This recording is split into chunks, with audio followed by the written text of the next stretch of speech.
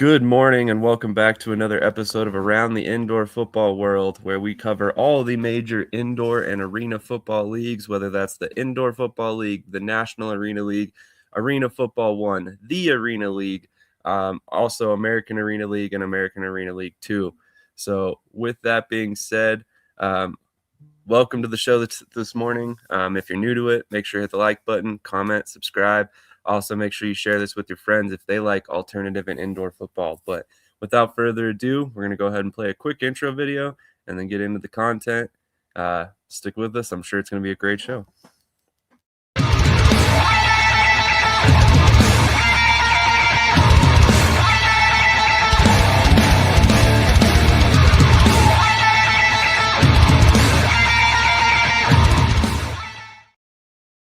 Quick shout out to Docmus from Ashes to Steel. Very great song. If you haven't heard that one, I recommend you go check out the entire version of it. It's available on YouTube for free. So shout out to those guys that did the intro music for our intro there. But Krish, how are you doing this morning, man? No, doing good. Excited to get the show on, and we got a lot to talk about. So excited for it. Absolutely. We're gonna have some great IFL guests later on today. So looking forward to having them on as well. TJ, how are you doing this morning, man? I'm doing good, man. I can't complain. How about you? Another great day. Always a great day to talk indoor football with you guys, and specifically I'm here on time this time. So a little bit of improvement over last week. We got a couple people checking in already. Sea Dog the Goat's in the chat. Texas Pete, Scott Levin, and then also our guy Brian Mathern, who joined us last week. If you have not checked out that episode, strongly recommend it. Speaking of Brian Mathern, we have a small announcement to make that I'm very excited to announce. The Sports Den Network will be partnering with Shady Set Sports Network going forward, and later on today, for the first time, their show, the NAL Rundown, will be broadcast on Shady Sports Network in conjunction with their channel on YouTube. So if you have not subscribed to their channel on YouTube, it is YouTube at TSDN 2024. Those are abbreviation for the Sports Den Network. So if you haven't checked that out, definitely go subscribe on YouTube. And without further ado, look very, very excited to add them to the lineup.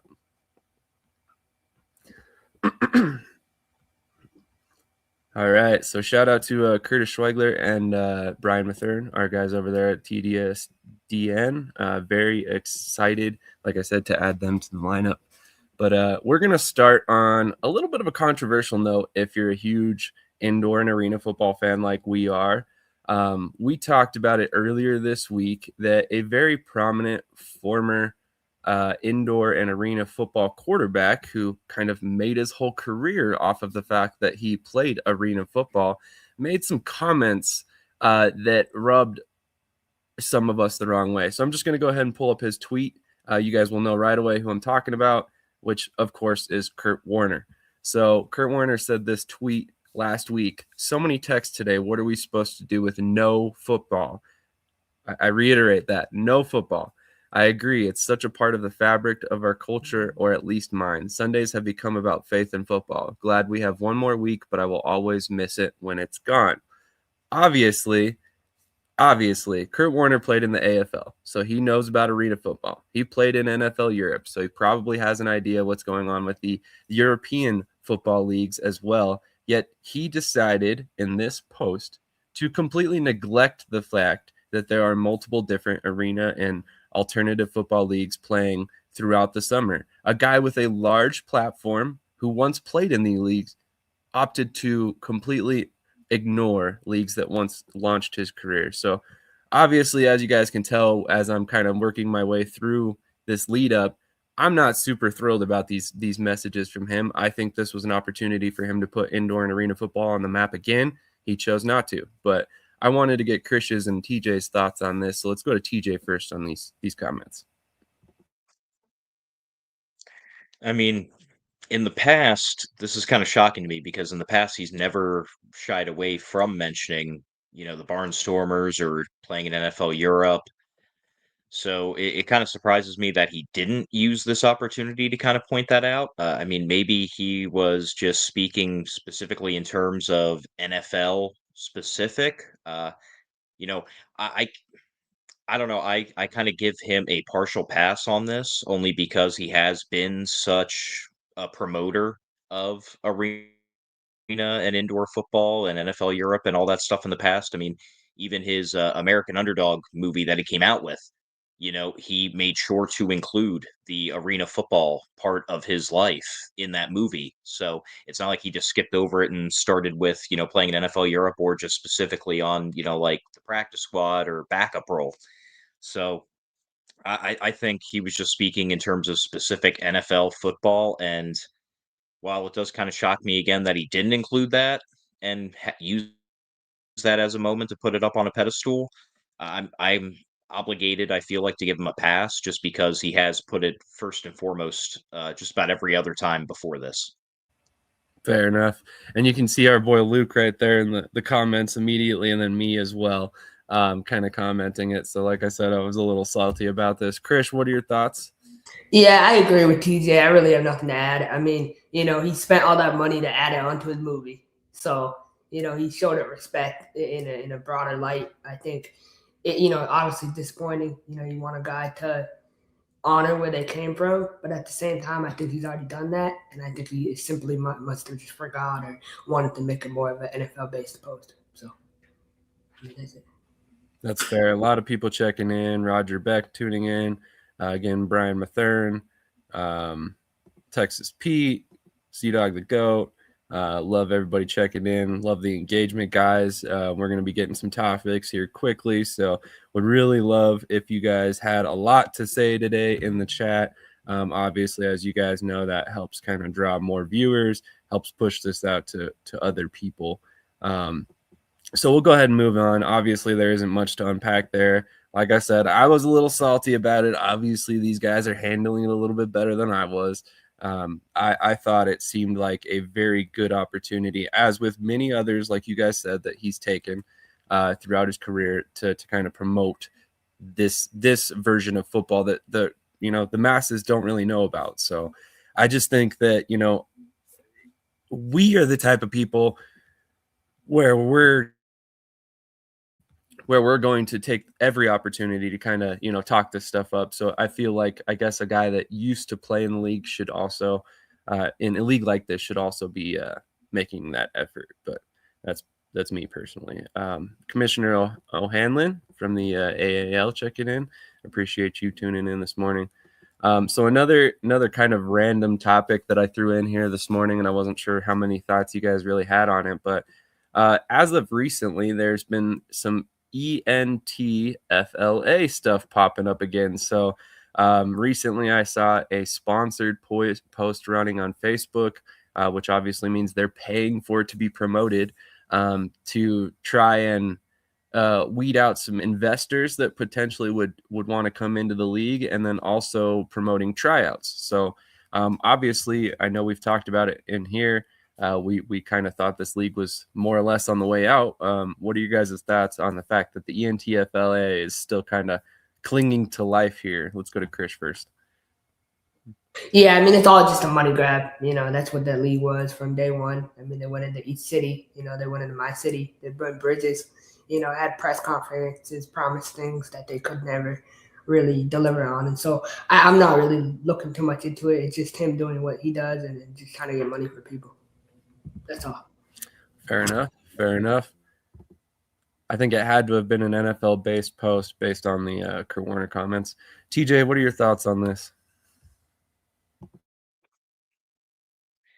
Yeah, we've already been down this road once.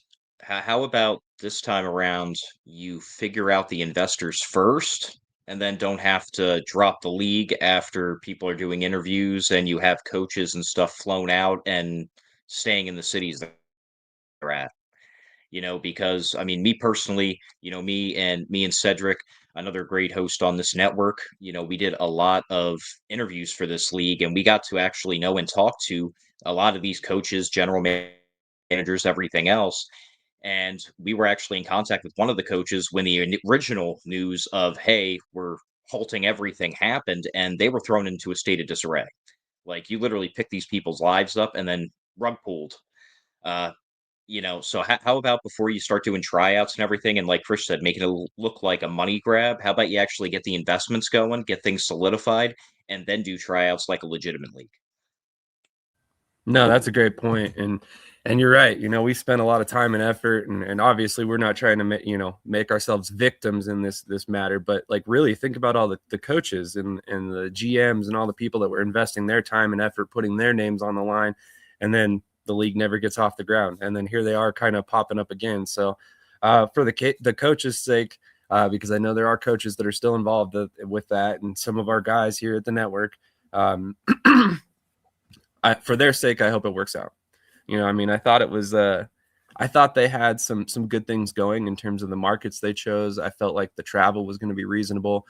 I felt like there was a lot of good things going for the teams and the league, and then it just didn't come to fruition. So obviously a little bit disappointing to see how it's all panned out so far, but again, not really a ton to unpack there. Just kind of wanted to bring it up and get that out this morning. But moving on to the Arena League, TAL, Chris Goodman is back with Arkansas. So I found that a very interesting move for Arkansas. Let's go to Krish on this one first. What were your thoughts about Chris Goodman rejoining Arkansas? I mean, so first he goes to work with Oregon Lightly. He doesn't even live in Oregon, but he is supposed to do sales online now. So that's I don't even want to get in too much into that. That's crazy to me that they hired him to do sales virtually. And he's Hot Springs, man. Like he represents what Hot Springs is. So he really fits that community, and he has a lot of say, and he has a big voice in that community. And so to lose him, the reaction, the outcry, it was in the backlash they received, it was not worth it for them. So they're just like, let's bring him back. Let's kind of erase all that and keep a familiar face involved with the organization. I think it's a great move to bring him back because maybe sales is not his thing. Maybe he's more of like a game day, operations person rather than on the sales side. And so maybe keeping him like focused on his skill set more than focused on the broader picture might be a better idea. I think it's a good move. Very, very good move. That's a good point. That's definitely a good point. And that's something that a lot of people don't think about. Just because you're a general manager doesn't mean you necessarily are a sales specialist. So I'm glad you brought that up, Krish. That's a great point. TJ, what are your thoughts about Goodman returning to Arkansas? I find it a little confusing. Not in like why it was done because like Frisch said, they kind of had to do it because of the outcry and everything, and even on the post saying, hey, welcome him back, he's now the game day operations.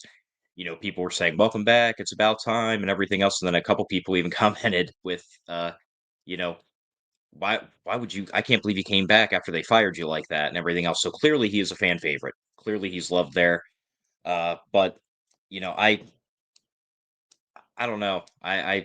I've always felt once a bridge is burned, you don't go back. But clearly, I mean, he's got love for the team and everything. So good for him. And obviously, the fans are happy. So a potential PR nightmare finally resolved after a little while. There you go. There you go. I mean, it is kind of an interesting situation. It's not often that was he fired technically? He was released, let go. Yeah. Okay, gotcha. Yeah. So it is kind of a polite Polite way. firing, I guess, a polite parting of ways, and then for him to return. I mean, it's an interesting move, but I think like TJ said, it shows his dedication to the market, right? Obviously this is his home, this is where he calls home. So I mean, it's a big deal for him to be back. So shout out to I Chris think they Goodman. could have done what they could have done, and what I would have done is a welcome post, not a welcome back post, because this is a rebrand.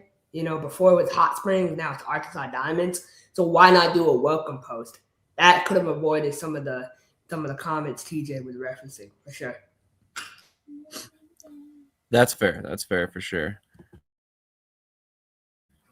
All right, so we have one more TAL topic, a very, very minor one for the most part, but it's something I wanted to throw out there because there might be some people watching currently that have some interest in being a general manager of an arena football team.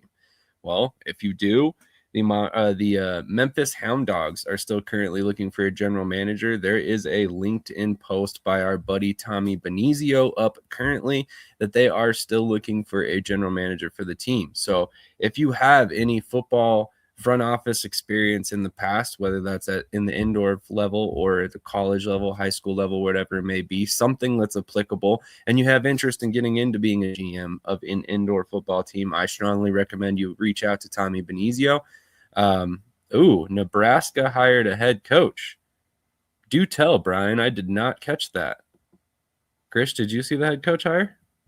Yeah, it's Dominic Bramante. Oh, okay. We should have seen that coming.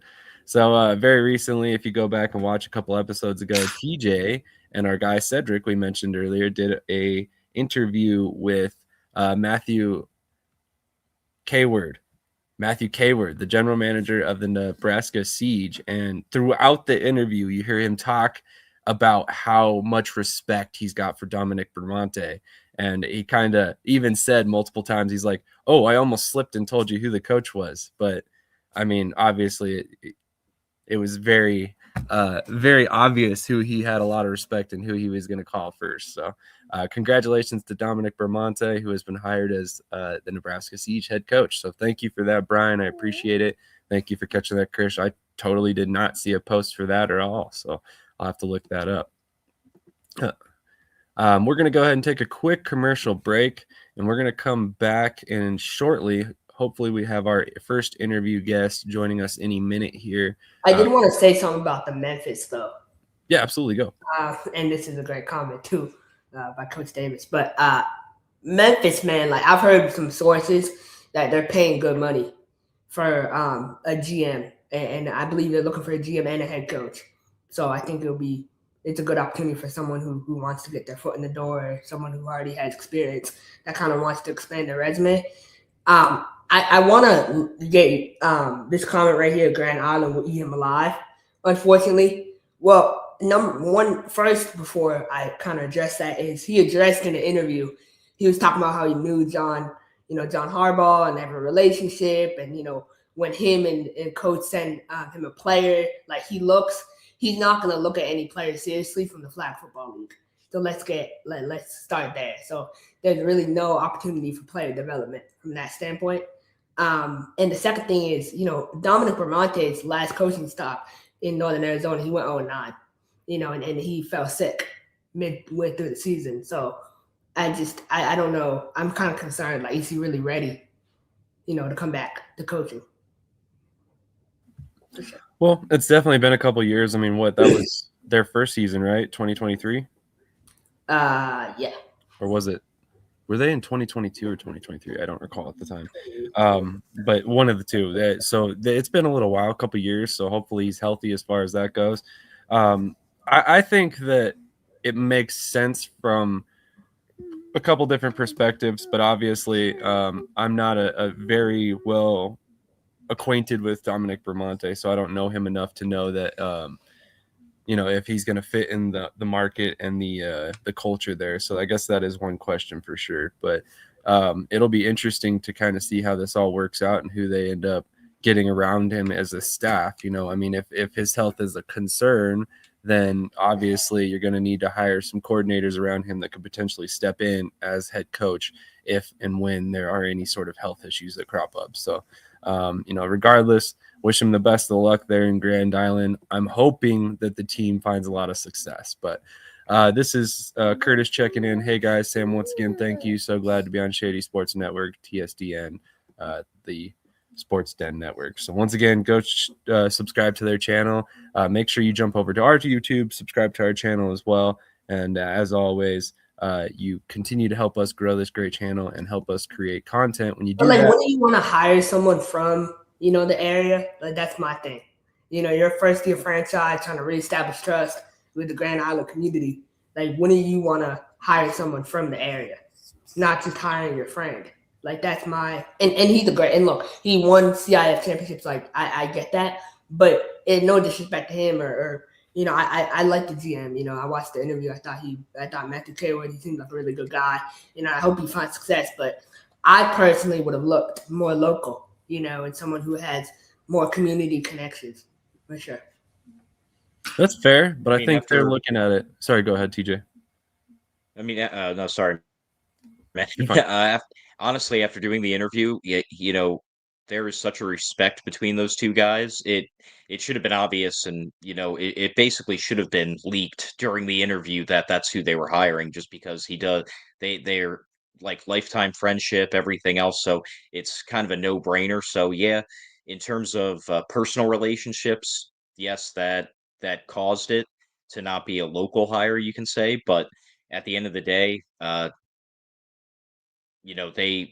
the way he was talking about him, they are best friends. He trusts him with his life, and he kept saying over and over again, man, they have a football system that they're going to bring to make them first year champions. So we'll see.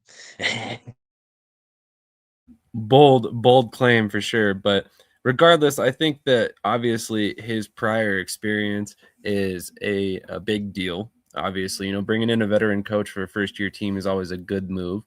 He knows what it means to launch a expansion franchise. So there might be some other reasons why you bring this guy in. It may not necessarily just be those personal relationships. I think we talked about it a little bit when we talked about the New Mexico Chupacabras. One of the reasons that Kyle Moore Brown, specifically in my mind, was hired was his experience with expansion franchises in their first year, dating back to multiple different places that he had been in the past. So I think that's applicable experience that I think really kind of matters for them. And then that's somebody that you can point to and be like, he's won championships. Yes, it hasn't been in this league, but this league's only been around for 2-3 years. So, give him an opportunity to kind of prove himself here. So I just think that there might be a little bit more logic behind that move than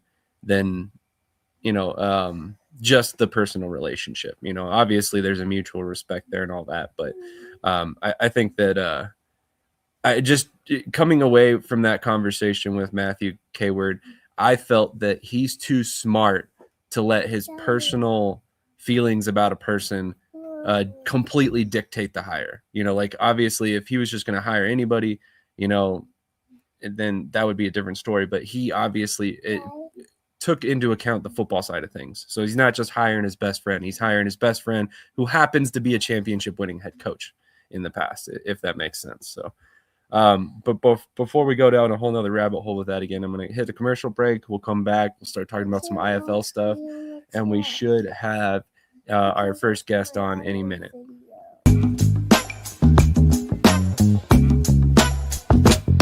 I'm just being myself, cool as can be. When I'm being myself, you wish you were me. It's so easy. Get out your own way. It's just so easy.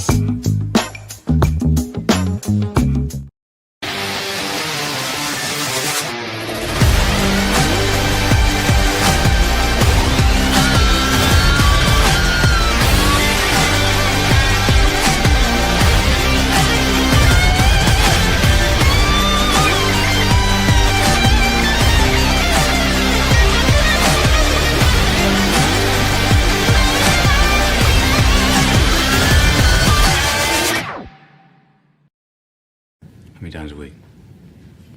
Like three or four times, maybe. I gotta pump those numbers up. Those are rookie numbers in this racket. All right, we are going to transition over to the Indoor Football League. A couple things. You can't underestimate the value of working with someone that you trust, especially in a new startup to where you don't have to devote any time as a GM to that aspect of the business if someone you know is handling it for you. I like that comment from Ricky. Obviously, he would know, right? I would venture a guess that he feels very trusting of Coach Negron. I was talking with Matt, the GM of the Siege, last night, says Curtis. Yeah, Matt's a great guy. Matthew is a great guy. I have enjoyed my conversations with him, and I'm looking forward to meeting him in person when he makes it through Colorado Springs. So moving on to the IFL, there's been a lot of information that's come out, primarily transactionally, but a lot of it is good news for the league. And we should have an IFL guest joining us any minute to talk about some of the stuff as well. But the main thing that I wanted to kind of discuss is the guys moving up, right? That's the big deal that we always kind of discuss with all these leagues. The end result is, or the end goal is for all of these guys to make it to the highest possible level that their talents can take them. And we've got multiple players that have moved up from the IFL this week, including Keelan Kennedy.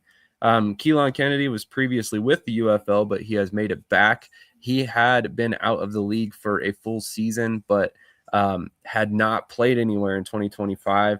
He was signed to the Arizona Rattlers, but now gets back in the UFL before he plays in the IFL. I'm still going to go ahead and chalk that up as an elevation to Arizona in my mind, but we can kind of discuss that further. Then for the Jacksonville Sharks, you got defensive back Peyton Buckley, who is signed with the CFL team.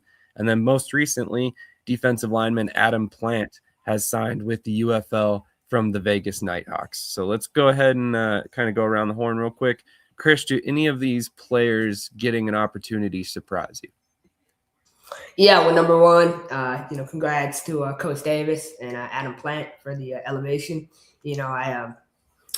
I would like to point out where Adam Plant started his career in the Indoor Football League. So, obviously, I think that's a great thing. But honestly, no, Coach Davis took him under his wing, and I think he continues to prove why Vegas is now the staple in the country for guys going and moving up. And what I said last night in our chat, it's like it's real now. It's a destination spot, and I think players really are seeing the value of going somewhere where you can move up and you can develop and you can elevate.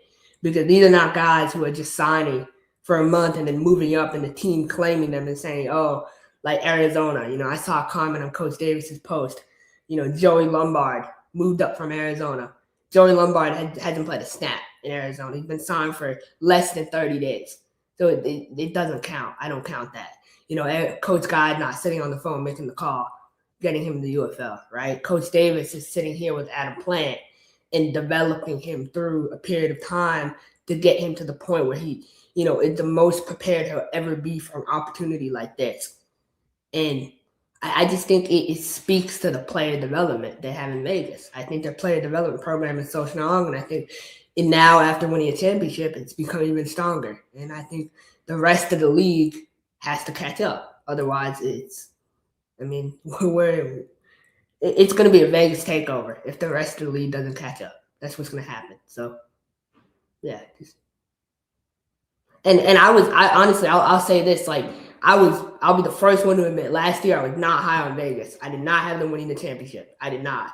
I will be the first one to admit that. But this year I look at that team and I say, like, wow, they really got something up there.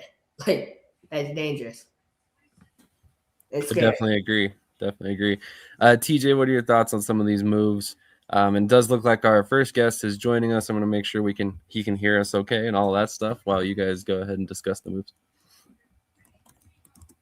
I just want to start off by saying I definitely called Vegas winning it all last year, just like I have ever since their inception, because I am a fan. So, maybe a little bias there.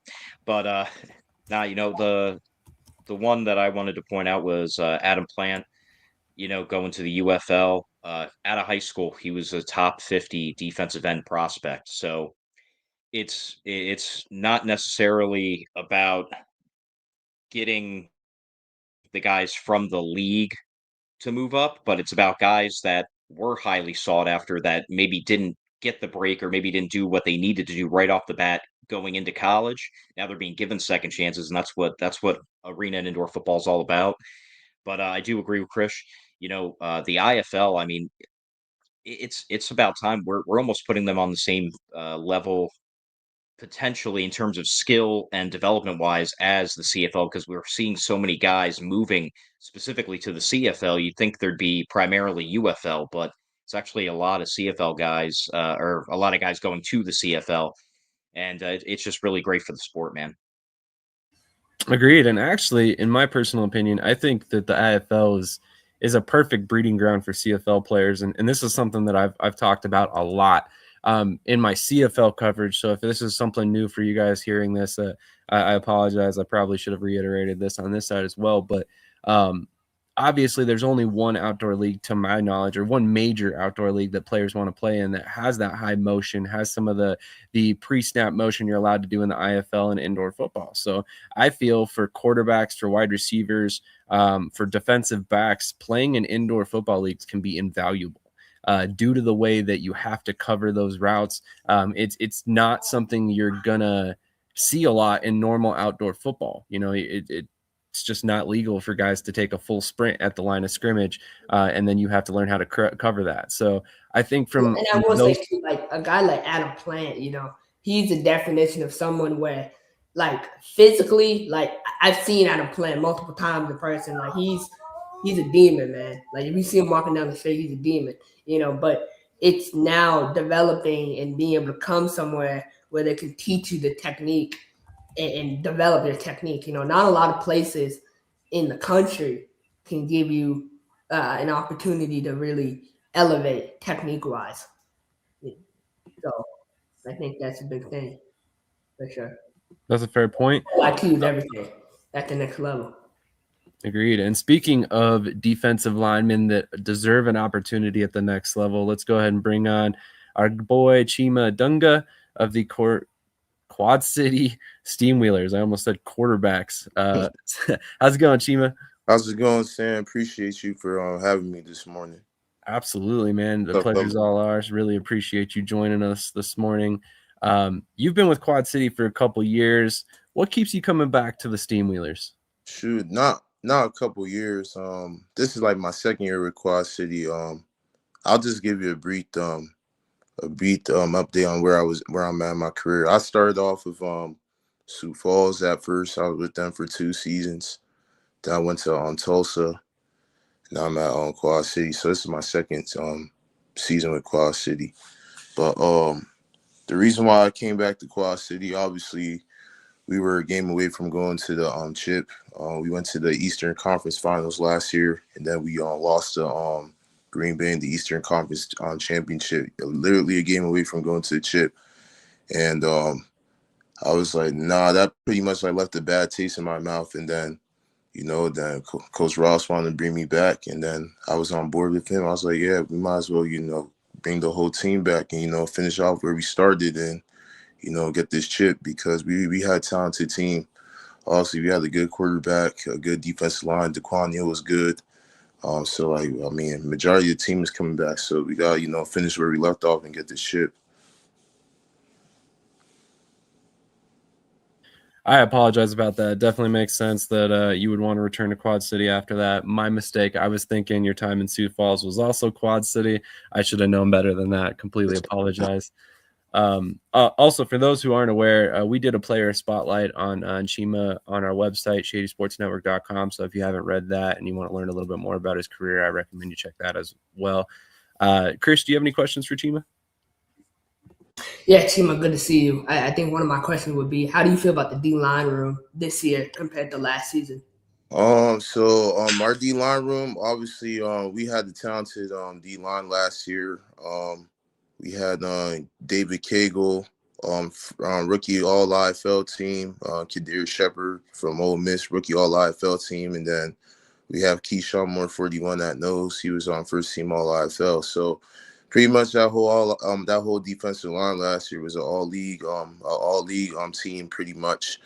But obviously we got Keyshawn coming back. I'm coming back, and then we signed a couple guys that that got IFL experience. So I think it's not going to be bad at all, because obviously bringing guys that got indoor experience, that's a pivotal part of the game, and obviously they're already adjusted to the indoor game. So I feel like football is football at the end of the day, so it's not going to be hard to adjust. But I think our defensive line room, obviously me, Keyshawn coming back, that's big for QC. So I think we're gonna be talented, and I think all it has to do with coaching. We have good coaches here at QC, so all of us take coaching. All of us are talented, so it's not gonna be hard for us to be acclimated in the defensive line room.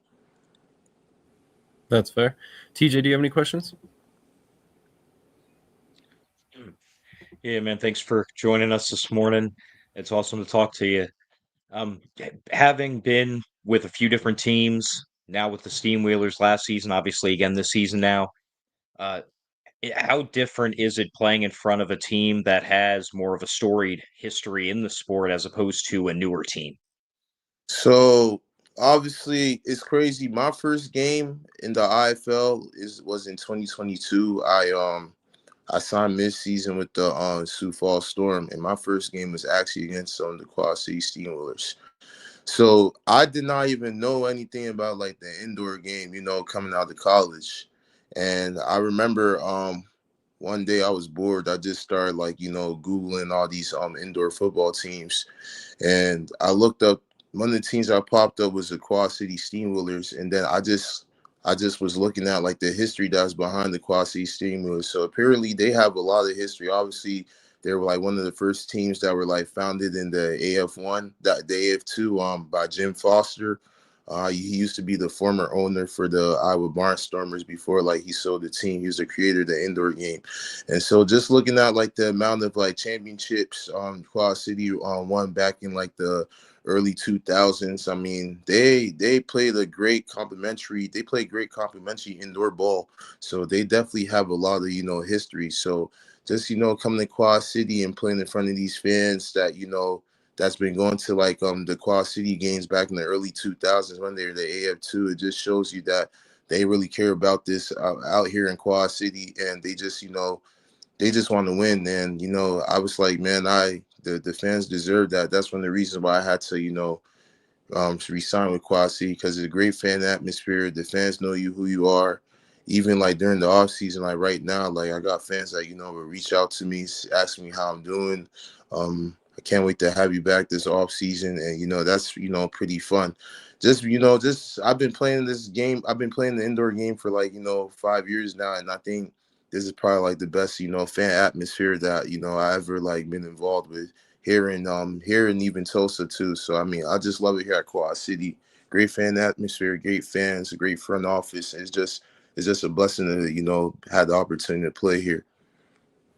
Absolutely. It sounds like a great atmosphere. And I mean, you've played for some of the best teams and best supported teams in the IFL, quite frankly, whether it was, Sioux Falls, Tulsa. Hey, Sam, I think I can't hear you, big dog. Uh-oh. Wow. I hear you now. You can hear me now? Actually, I don't hear you. Can you hear me? Yes, sir.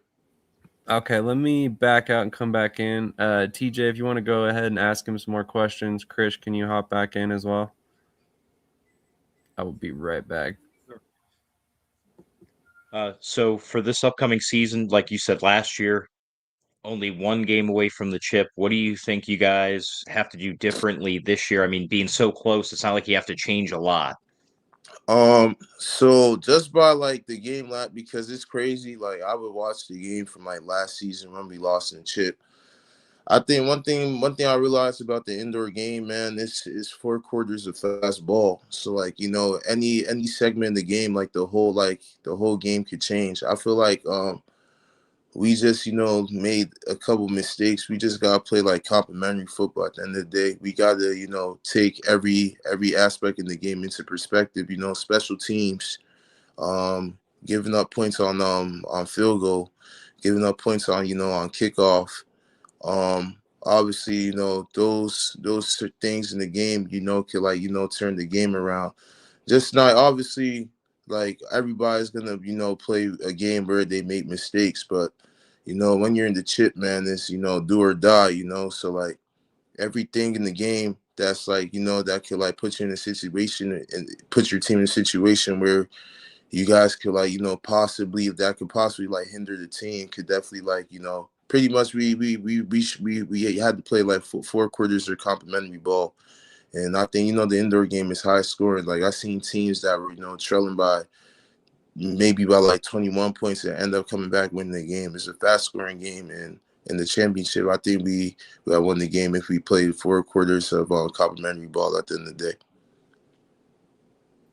All right, Chima, can you hear me again? I hear you loud and clear. Perfect. So I wanted to ask your opinion. I mean, obviously, as we've talked about, you've been in the IFL for multiple years. You've kind of watched its growth over the past couple seasons. With the announcement of the FanDuel deal, the announcement of Yahoo, the announcement of the IFL Cup. How do you feel about 2026? I mean, this has to be one of the biggest years in terms of news surrounding your league in recent memory.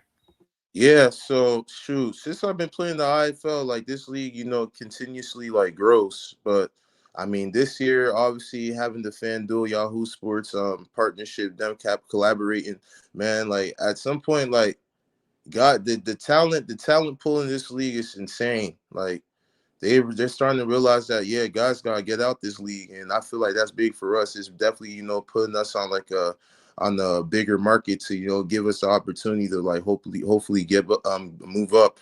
And I feel like this whole like year in the IFL, the 2026 season is gonna be big for the IFL too, because it's gonna give guys opportunities to like move up. It's gonna put the IFL on the map, and it's gonna show like the talent level in this league. Like guys, you'll be surprised. I didn't know there was guys in the IFL that are actually dogs until like actually played in it. Like you got a market of guys from NAIAs, D2s, Division 3 schools. You got guys from D1s, P5s. You got guys from that had like stints with CFL, NFL, even UFL. So like this is gonna give guys like me that's still striving for an opportunity to move up, and with all these new deals they got. Was it? It's like 118 games that are going to be like broadcasted through these markets through Yahoo Sports and FanDuel. So it's going to be big, man. Every year that I play in the IFL, it's always something new, and they're doing a great job. Todd Tryon, the Todd Tryon is definitely doing a great job. Putting this league on the market and helping this league, be on the bigger platform for sure. Agreed. And I'm very excited for 2026. I know TJ and Krish are as well. Krish, do you have any more questions for Chima? Yeah, my final question for you is kind of pull back the curtain a little bit about Daquan Neal, and playing with Daquan I Neal. can't hear you, big dog. Oh. You might need to back out, Krish. We'll see if we can't get another question. TJ, do you have anything else for Chima? Yeah, I do have one more question. I can't hear TJ either. Oh boy. All right, we might need you to back out and come back in, Chima. Can you hear me still? Yeah, I hear you. So I'll exit and come back on. All right, sorry about that, man. Sorry about the technical difficulties. Like I said, for some odd reason, we keep having these things happen with StreamYard lately. If anybody has any insight, if you also use StreamYard and you have any sort of advice on this, that'd be great, because it seems to be happening more often than not lately. It seems we can't get through a 30-minute interview without having some sort of issues lately, which was never the case when we initially started using StreamYard. So we'll see if we can't get him back on. Krish, we had him hop out and jump back in, so we'll see if that helps as well. All right, can you hear us all? Yes, sir. Okay, go ahead, Krish. No. So I was gonna ask you. So obviously having the opportunity to play with Daquan Neal, right? He's a veteran quarterback in the game. How much did his leadership mean to you and kind of help you develop as a young player? Daquan Neal definitely brings that that veteran presence. Obviously, he was the IFL Offensive Rookie of the Year back in like 2019 when he played at Iowa. So just being around Daquan's presence, that's one of my guys. Like me and him are good friends. Even during the off season, we'll chop it up. But Daquan definitely brings that veteran presence, and you got to lead by example. So I guess everybody feeds off of his energy, and he helps us go out there and win games. He definitely brings a veteran presence. So I think Daquan Neal is a good asset to our team for sure. I like this comment because it was something that I really wanted to say. Chima, the knowledge you have of the IFL and the way you speak with passion is very impressive. Hats off. You represent the league very well. Your knowledge, just sitting here and listening to the way you're discussing the teams, how they were launched, Jim Foster being involved, exactly which league they were in. It's impressive, man, because a lot of players that jump into these leagues, they don't know about them ahead of time. So obviously you've done extensive research and kind of realized, I'm not just getting into, another league for an opportunity, but I'm actually getting into something of a legacy with some of these teams. So respect, bro, for having all that knowledge on you, for sure. TJ, do you have any other questions? Just one more. You said when you started to get offers or started thinking about playing the game, you started to look it up and everything. Knowledge wise, are you sure you weren't a fan growing up? Because you know a lot about the leagues. So I remember just as a kid, I remember because my coach at Morgan State, his name is Omar Smith. He actually played in the AF1 for the San Jose SaberCats. Um, Shout out to Morgan State, Go Bears. That's where I played that before I transferred to Central Missouri. But yeah, he was telling me, yeah, back in the AF1, like these guys were, making, they're pretty much like making a bunch of money back then before the whole league went doormat. And then like he was telling me that, yeah, like they used to play on like CBS Sports, and it was a big deal back in the day, even though it's still a big deal now. But yeah, I just remember as a kid just seeing like the indoor game, like the AFL games on like on Spike TV, on MTV. So like I just remember as a kid, but it's crazy. Like I remember just like growing up, I was like, man, I'm not gonna play in this. And then a point came in time where after, the NFL draft came and then I wasn't getting opportunities. My agent finally, hit me up. He was like, hey man, you're gonna have to, get some, updated film. So you might want to have to play indoor. And then I was like, I looked at it as the disrespect. Do you know who I am? And then I felt like that was God humbled me, man. Go play in the IFL, man. And that days went by. I hit my agent. I was like, hey, let's make this happen.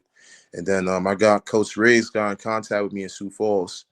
And then, that's where my IFL career finally, kicked off. And I'm not gonna lie, like I said, there's actually guys in this league that you wouldn't expect. That's actually, dogs. And I'm like, why aren't these guys getting that opportunity at the higher level, including guys like me? So I think, like I said, like I respect the game of football, like especially in the IFL, ball is ball. And when I tell guys that, hit me up, ask me questions about, playing the indoor game, like, hey man, the same way you'll treat yourself as a professional at the higher level is the same way you treat yourself in the IFL. Because at the end of the day, this is a professional game. You're getting paid to play ball. This is a job. This is a job at the end of the day. And I don't even, like it's crazy when I say that I'm going to practice, like I say I'm going to work.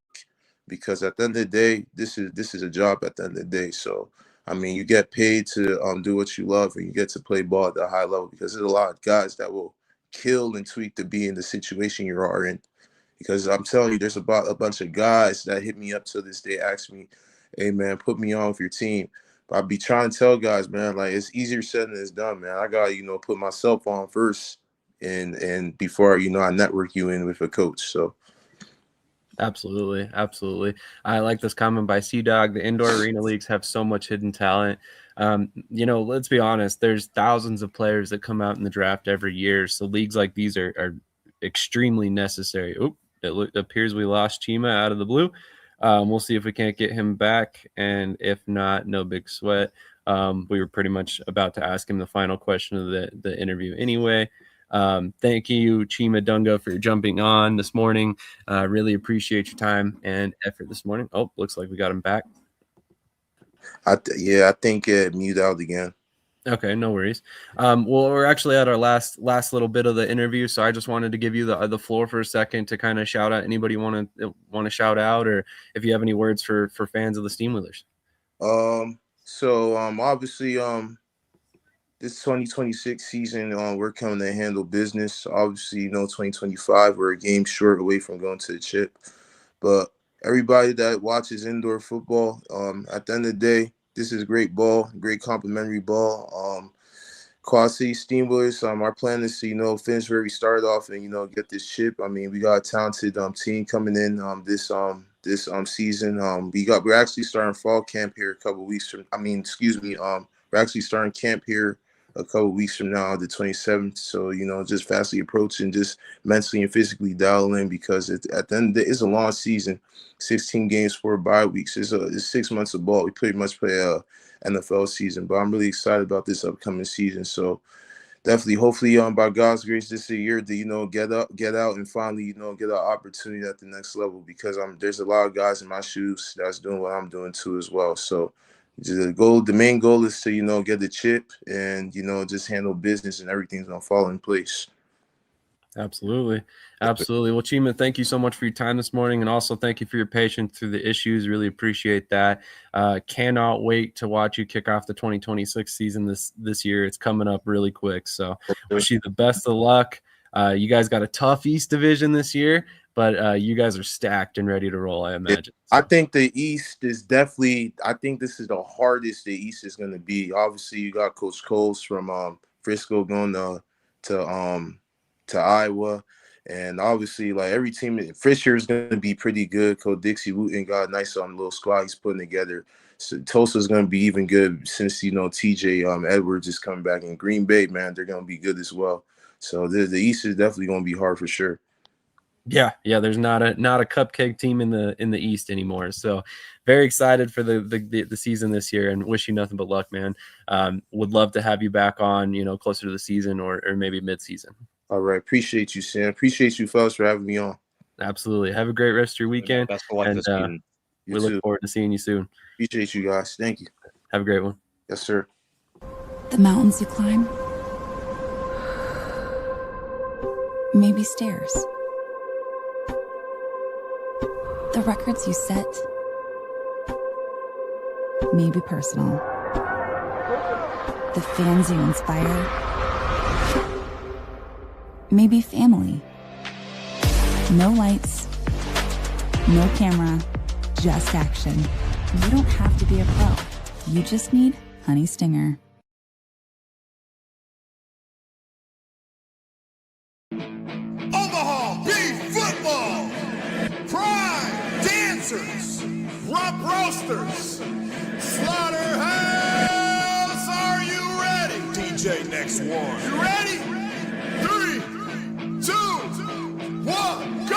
Welcome to the Orange Kingdom. Yeah.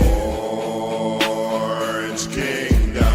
Welcome to the Orange Kingdom. Yeah. Orange Kingdom. Welcome to the Slaughterhouse where we run it. Yeah, we really want it. Beef Nation got 'em shaking. Got a ring and we flown it. Prime dancers be on it. I bet the competition's no opposition. We come to take and we done it. Ricky is the G saying, let's go Beef. Welcome to the Orange Kingdom. Yeah. Orange Kingdom. Welcome to the Orange Kingdom. Yeah. Orange Kingdom. Welcome to the Slaughterhouse. Orange and Black about to win this. Defense stays on attack. You on a hit list. Blocking, blocking, and dumping, jumping out the gymnasium. You want to see the best? Meet us at the Beef Stadium. Yeah. Orange Kingdom. Welcome to the Orange Kingdom. Let's go, Beef. Orange Kingdom. Slaughterhouse. Orange Kingdom. Prime dancers. Orange Kingdom. Let's roll, baby. All right, we are back with Peter Schwartz. Peter, how are you doing this morning, man? I'm doing great, guys. Thanks for having me on. Oh, thank you for taking the time out to join us. We really appreciate it. The last time we had you on, I believe you actually did an interview with TJ, if I remember correctly, about being the GM of the New York Dragons. My, how much things have changed in a year. Now, your recent announcement is you are going to be doing play-by-play and in-arena announcing for the IFL in 2026. So I just kind of want to give you the floor. How did this all come about for you? Well, it's amazing how the 2026 starting out a little differently for me than 2025 did. But I'm really excited after the whole thing with the Entertainment Football Association kind of fell apart. I got a call from Jared Widman from the IFL asking me to come on board at the end of last IFL season. And I just, after the 5 months that I went through with the league that never happened, I just needed a little time away from indoor football. Not that I wasn't happy, not that I don't like indoor football. Of course, I love it. But I just needed a little break from it. And then a few months ago, Jared and I reconnected, asked me if I wanted to call a couple of games this year. So I could not be more excited to do a handful of the I games on either or FanDuel, and I'm going to be the PA announcer for the IFL Cup games in New Jersey at American Dream. So I'm really pumped up to be part of the IFL, the longest running indoor league in the country, and to be back involved with the sport that I really, really love. I could not be more excited, especially after the disappointment of last year. Absolutely. And to be clear, like, I can't imagine going through what you went through and then, honestly, even contemplating getting back in indoor football. It must have been, I mean, obviously you're not necessarily putting your life on the line and as far as you were with the Dragons, but, still it had to have been a little nerve wracking for you to go back. I mean, granted, it's the IFL. We know they're going to be around, but I imagine that in the back of your head was a little nerve wracking. Yeah, again, it was a pretty tough decision, having a chance to get involved with the IFL at the end of last season. I just didn't think it was the right time to do that. But I could not be more excited. The IFL, gold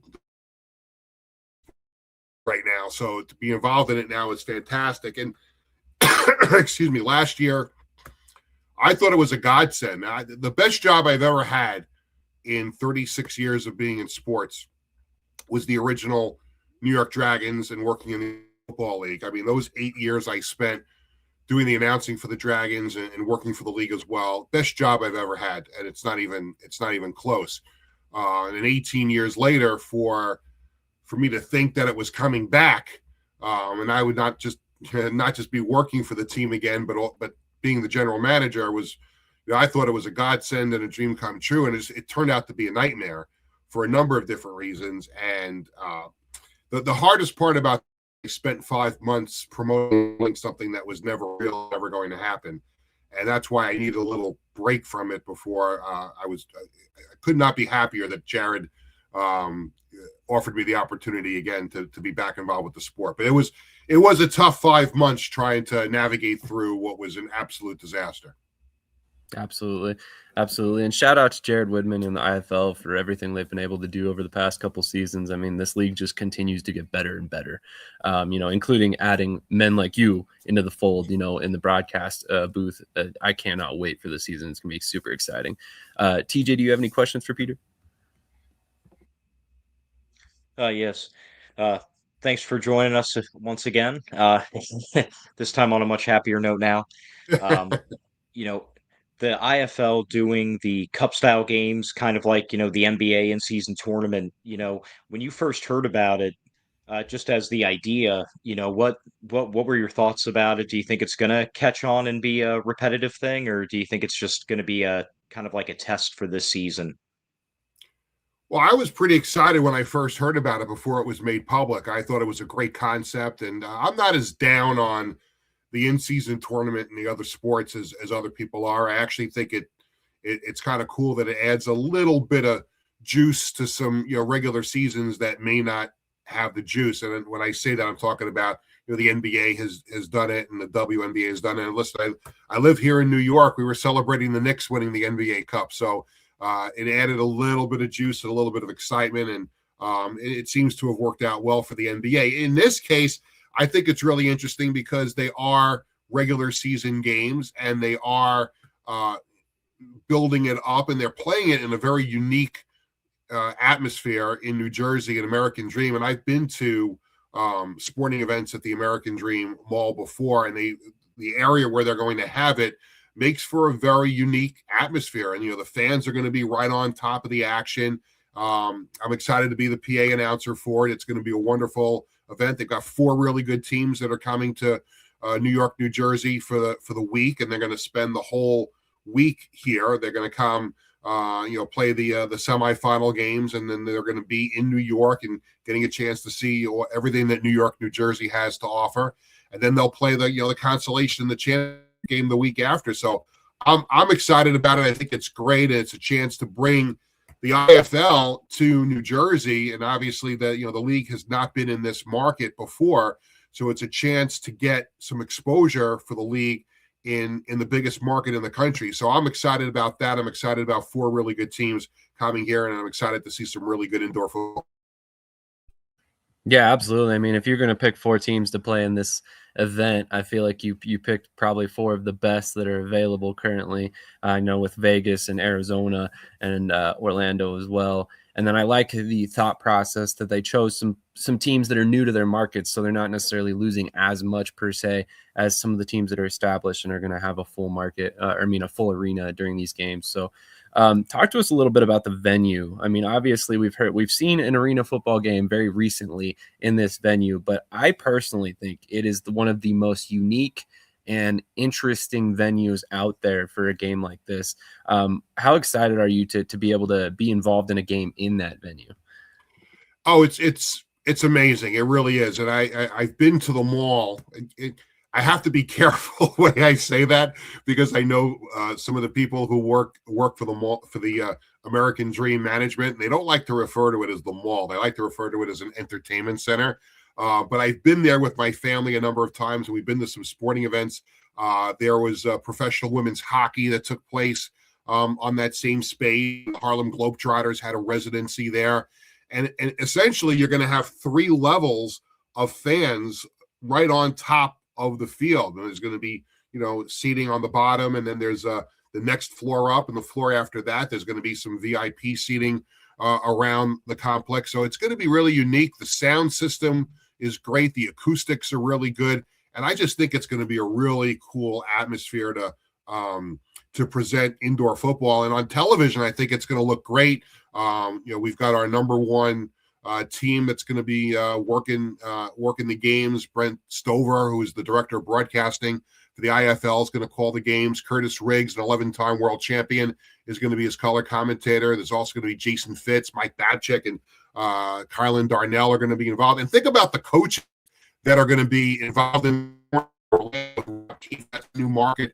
The IFL is the Pirates from Massachusetts. By the way, I'm holding a Massachusetts Pirates football, so I'm going to have to get a different one. I'll probably have to get a few of these, but there's my little IFL souvenir. But Rob Keefe, who's a tremendous indoor football coach, coaching Orlando, and Kevin Guy, of course, with Arizona. How great is it that arguably the greatest franchise in the history of the sport is coming for this? Vegas, the defending champion, Mike Brown is coming to Mike Davis. I'm thinking of the Knicks, Mike Brown. New Mexico, Kyle Moore Brown. So it's really exciting that this tournament is coming to New Jersey. I think the fans that come to see it are going to see something really special. Agreed. It's okay to forget Coach Davis's name here. He's he's just a nobody that's never won a championship ever. Just kidding, Coach Davis. I know you're in the comments. Just kidding. I have to apologize because I'm reeling from the Knicks getting blown out by 39 points last night. So I had Mike Brown on my mind. My condolences. But regardless, Mike Davis, Kyle Moore Brown, that probably didn't help the situation either. So no. TJ, do you have any more questions for Peter? Yeah, saying you've been to the entertainment center and you've seen the layout of it. I mean, obviously we've all seen, the former Arena Bowl that was there. Can you see in the future potentially a permanent team calling that home? I think that would be kind of unique. I mean, the complex has had its own team before. They had the women's hockey league had a team there, so it got up to be able to have it. The question is going to be, can the right ownership group, come forward to own it? And revenue is going to be a question mark too. Can a team make it in New Jersey? It's not like it's an 18,000 seat arena. I don't know what the actual capacity is going to be for the IFL Cup. I would imagine they'll be able to get about 3,000 people or so, the way it's situated. That's how I've seen it before with some of the other sports.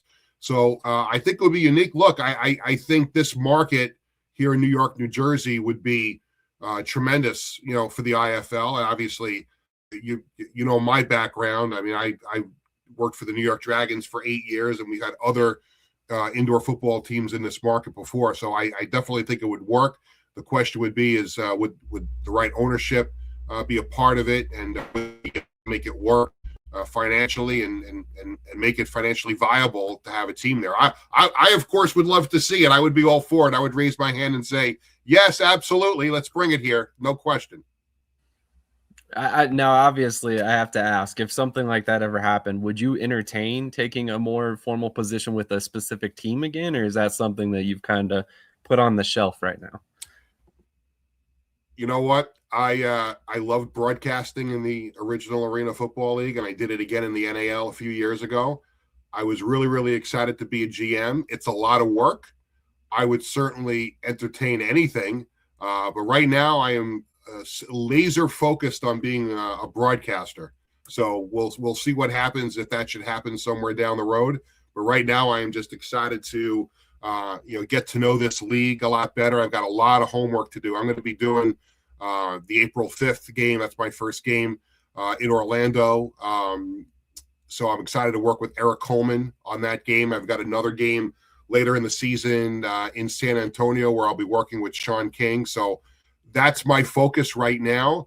And as far as being a GM, I kind of enjoy that job.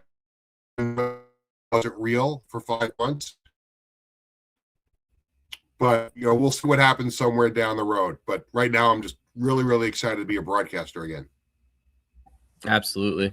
So obviously we've talked a lot about your involvement with the IFL, which is obviously the big reason you're here this morning. But I also wanted to take a moment to ask you about your personal platform, Sports Bash Media, which I know obviously you do great interviews, great podcasts. You cover a lot of different sports on there. Great,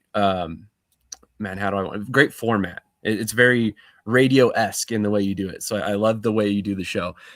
So definitely wanted to give you a moment to kind of, first of all, tell people where they can find that, and then kind of give us an idea on the kind of interviews and content that you do on there. Yeah, well, I appreciate that. So I do Sports Bash twice a week, Tuesdays and Thursdays at 1:00 Eastern time, and people can find it on the on YouTube and Facebook at Gov's Comedy Club Podcast. We do the show from a really great studio here on Long Island, Governor's Comedy Club, which is a famous long-running comedy club where some of the great comedians have performed, and they built a podcast studio in the building, and there's a full day of scheduled podcasts, and I get to do one of them, Sports Bash, on Tuesdays and Thursdays. And yes, I did pattern it after a typical sports radio format. And being in this business for 35, 36 years, there was a way that I always became accustomed to doing shows. And it seems like in recent years, sports radio has kind of changed. It's definitely evolved into not the sports radio that I grew up with. So I always felt I wanted a subject where I could do a show, how to do it. So yeah, I got my monologue at the beginning, like anybody else opens the show, but I don't think people want to hear me talking for an hour straight. So I always make sure that I've got a guest in the middle segment, and I've been able to get some pretty good names. I've been lucky over 3 decades that I've got a pretty good Rolodex of people. I had Phil Simms on the show a couple of weeks ago. Ken Morrow from the 1980 Olympic Miracle on Ice team was on my show last week. And I've been very fortunate to also have a lot of indoor football guests. I've had Todd Tryon, the commissioner of the IFL, on recently when I first announced that I was going to be a broadcaster. So looking forward to that, giving the IFL a little bit more of a platform on my show as well. But I focus a lot on the local teams here in New York. That's 90% of the show. Of course, when there's a national story, we'll have guests on to talk about that. I recently had Judy Battista from the NFL Network on to talk about the playoffs. So, it's predominantly a local show here in New York, but we certainly open it up to the national sports landscape as well. And we do some fun stuff on the show too. We do a poll question. We'll do our sponsors is a secondary ticket company, Ticket Bash. So we do like what's hot at ticketbash.com, like some top events that are coming up. And we try to have a little bit of fun on it, but I never wanted the show to turn into guy talk, which is how a lot of sports radio has become. Right now, it's sports talk, and I really enjoy doing it. And hopefully, at some point, really soon, we're going to get the show to 5 days a week from the 2 that we have now. So, be more opportunity to talk indoor football on the show, hopefully, pretty soon. That's awesome. I love to hear that. And actually, I wanted to shout out your interview with man, I just blanked his name. The hockey player you just mentioned from the American team. Oh, Ken Morrow. Thank you, Ken Morrow. I apologize. I actually I'm not a big hockey fan, to be completely honest, but when I tuned into your show to watch the Rab Keefe portion, I sat there and listened to the whole story that he had, and I was like, wow. I mean, I didn't even come here for the hockey information, but this was such a good story and so interesting to hear the intricacies that like I had to sit through it. It was so interesting. I didn't want to turn it off. So strongly recommend the show if you haven't checked it all out already. And obviously he's been breaking some IFL news on there as well. So a little bit of extra motivation for our current audience to go over there and watch that, in the near future for sure. So TJ, do you have any more questions for Peter before we let him get out of here for the day? Yeah, I do have one more. As a longtime arena fan, I remember watching the Dragons growing up. I may have not known it at the time, but odds were I was listening to your voice on the TV. So, from back in that stretch of your career, what's one or two of your most favorite moments from the New York Dragons era? Oh, that's a great question. Thank you for asking that. Like I said before, working for the Dragons in the AFL was the best job I ever had. I'll give you two.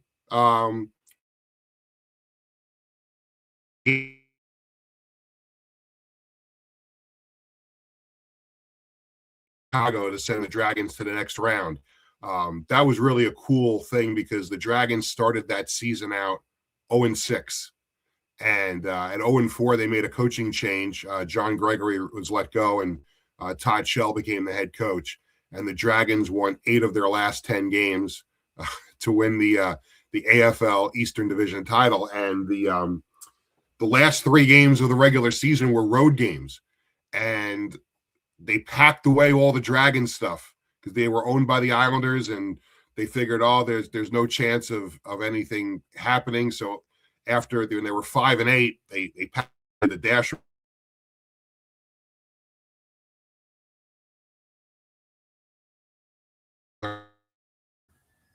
Essentially, at 5-8, the Dragons management felt like the season was over and everything was done. Well, the Dragons wound up winning their last 3 games of the season, including the last one in Carolina, to finish 8-8. And with 8-8, they won the AFL Eastern Division title, which meant that now the Islanders ownership had to go back and pull everything out of storage because the Dragons would have a home playoff game against Chicago. And Ian Halfield at the end of the game kicked the game-winning field goal to send the Dragons to the next round against Orlando. So I will list that as number 1. Number 2, working for the league, getting a chance to do play-by-play for 3 national radio broadcasts of the Arena Bowl. I can't pick one over the other, so I'll just lump all 3 of them together. So a chance to be the play-by-play voice for the national radio broadcast of those games was absolutely incredible. But those are just 2 of so many memories. And the thing I always take out of those 8 years were the relationships that I built with so many of the players, not just on the Dragons, but around the league, doing a radio show for the league every week on Sirius. I got a chance to develop relationships with so many of the players, and so many of them, I as much as I had the relationships with the players on the Dragons, it was around the league as well. Like Sid Bonner became a really good friend of mine, and the fact that now I'm working with him again with the IFL is really cool. Ari Wolf was one of our broadcasters on the IFL team, getting a chance to know him when he was the announcer for the Philadelphia Soul. So I know I gave you 2, but I could probably sit here for 2 hours and give you more great moments that happened, when I was working for the New York Dragons. Well, I'm actually going to compound on his question and ask you, what's your favorite call you've personally had? So not like just one specific moment in a game. Again, I'll give you 2. I just gave you one of them before. It's the Ian Halfield game-winning field goal.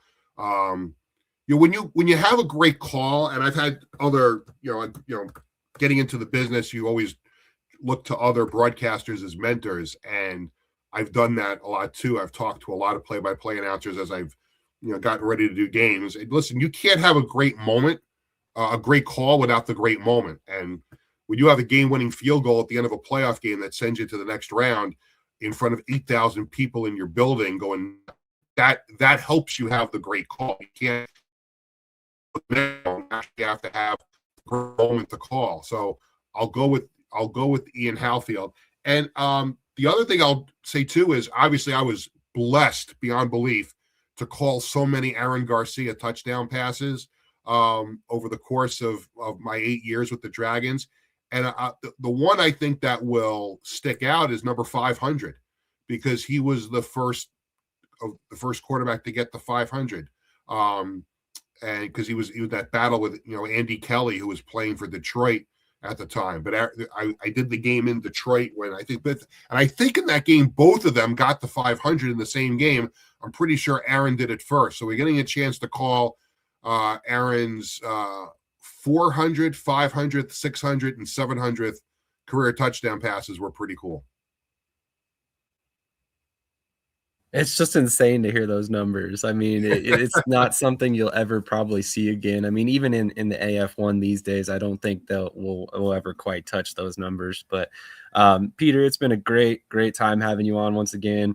It's always a great time speaking with you. I love that we've been able to kind of keep this connection open, and I would love to have you back on in the future, of course. But I wanted to give you the floor real quick to shout out anything else you got going on project-wise, and anything you want to tell fans while you're here. I can't believe you haven't asked me about the sweatshirt. You know what? I apologize. What about the sweatshirt? Do you know what it is? I do not actually know. New Jersey, New York Hitmen. New York, New Jersey Hitmen. There you go. From the original XFL in 2001, I was their radio announcer. So, and I only wanted to bring it up because I don't have the 8 years in the AFL, the 1 year in the NAL, and this opportunity in the IFL without Vince 2001. So I was pretty lucky to be the radio announcer for the New York, New Jersey Hitmen. I will say this, and this is with all due respect to any of the players who are in that league that are watching the show, but I think they would even attest to the fact that the football was not great. But it was just so much fun to be involved in something new. And again, with that job in 2001, that got me the New York Dragons job. So I don't get the Dragons job without that 1 year XFL. And I'll always remember that first game. And you guys have probably seen, if you didn't see it live, I don't know how old either one of you think. You guys are a lot younger than I am. But you've probably seen clips of McMahon stepping onto the field in Las Vegas saying, "This is the XFL." To be in the building that night when that happened live with 30,000 people filling that stadium, and I remember taking a cab from the hotel to the stadium, and it's that one road that takes you down the road, takes you from the main street into where the stadium was, and it was like a Super Bowl. I mean, people were scalping tickets left and right. It was just so much fun. But I treasure this sweatshirt because without, and I've told Vince McMahon that before. I told him that night, I said, thank you for the opportunity. And I've always made a mention, like, without that, I don't get the 8 years with the Arena Football League. So, again, horrible football, but it was a great year and a lot of fun. Yeah, you're not wrong. Terrible football, but it was a really entertaining league. And I will never forget that moment when Vince said that. I don't think any XFL fan ever will, honestly. So I'm surprised that I didn't recognize the shirt, but it has been 25 years. So, would give me a slight pass, but I do. It's okay. It's okay. You got to pass on that. But as far as everything else going on, I'm really pumped up about the IFL, and I still work at WFAN here in New York, so I fill in on Boomer and Geo every now and then, doing updates on the morning show, and I got some other Long Island centric things that I do. We have a baseball team out here, the Long Island Ducks, so I'm a PA announcer for them. So I literally, when I wake up in the morning, I check my calendar to make sure I remember who I'm working for that day. I imagine that's a pretty entertaining way to live life at this point, though. Yeah, I would think so. Experiencing a bunch of different facets of what you love. So once again, really, really excited to speak with you once again, and really appreciate your time. And I look forward to hearing you on the call this year. I'm sure it's going to be great. Yeah, looking forward to it. Excited, and I can't wait for the season to start. Absolutely. Thank you once again for your time, and have a great rest of your weekend. You got it. Take care. Thanks for having me on. Absolutely. Once again, that was Peter Schwartz, broadcast announcer for the IFL. He has held many different roles. And once again, make sure you go follow him on X with at Schwartz Sports and at Sports Bash Media. I strongly recommend his show. I wasn't just saying that because he's on it. Again, I mentioned the story about listening to the entire hockey team story right before the Rob Keefe interview, and I really legitimately was glued to the edge of my seat while I was listening to this because it was such an iconic moment in history, and he's got the guest on there reliving it, and it's just so interesting to hear some of the guests that he's had on. And Peter's a great guy. I would support him in anything he does because of stuff like this. He's just a joy to talk to. Great individual, and I would strongly recommend anybody who has not once again checked out his media and his shows to do so. Wanted to play a quick clip just for Coach Davis. Boy, that's the story of my life. No respect. No respect. You there, buddy. And then also I forgot a quick suggestion from Cody last week that I believe is just very, very adept for before we pay commercial breaks. So given that I'm going into a commercial break right now, here's your warning. I don't know what we're yelling about! Loud noises! Omaha Beef football. Prime dancers. Rump roasters. Slaughterhouse. Are you ready? DJ next one. You ready? 3, 2, 1, go! Welcome to the Orange Kingdom. Yeah. Orange Kingdom. Welcome to the Orange Kingdom. Yeah. Orange Kingdom. Welcome to the Slaughterhouse where we run it. Yeah, we really want it. Beef Nation, got 'em shaking. Got a ring and we flown it. Prime dancers be on it. I bet the competition's no opposition. We come to take and we done it. Ricky is the chief saying, let's go Beef. Welcome to the Orange Kingdom. Yeah. Orange Kingdom. Welcome to the Orange Kingdom. Yeah. Orange Kingdom. Welcome to the Slaughterhouse. Orange and Black about to win this. Defense stays on attack. You on a hit list. Spiking, blocking, and dumping, jumping out the gymnasium. You want to see the best meet us at the Beef Stadium. Yeah. Orange Kingdom. Welcome to the Orange Kingdom. Let's go Beef. Orange Kingdom. Slaughterhouse. Orange Kingdom. Prime dancers. Orange Kingdom. How many times a week? Like three or four times, maybe. I gotta pump those numbers up. Those are rookie numbers in this racket.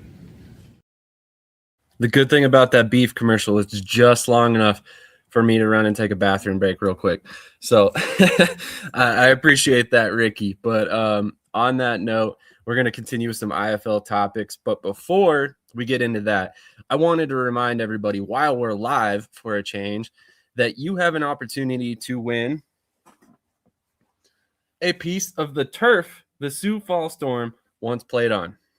So given that we have been doing a very bad job on my part of of promoting this giveaway, I wanted to shout it out while we're on live. So if you would like to hold on to a piece of history, because this is one of the most storied franchises in all of indoor football history, then all you have to do are the following steps, completely free of charge, by the way.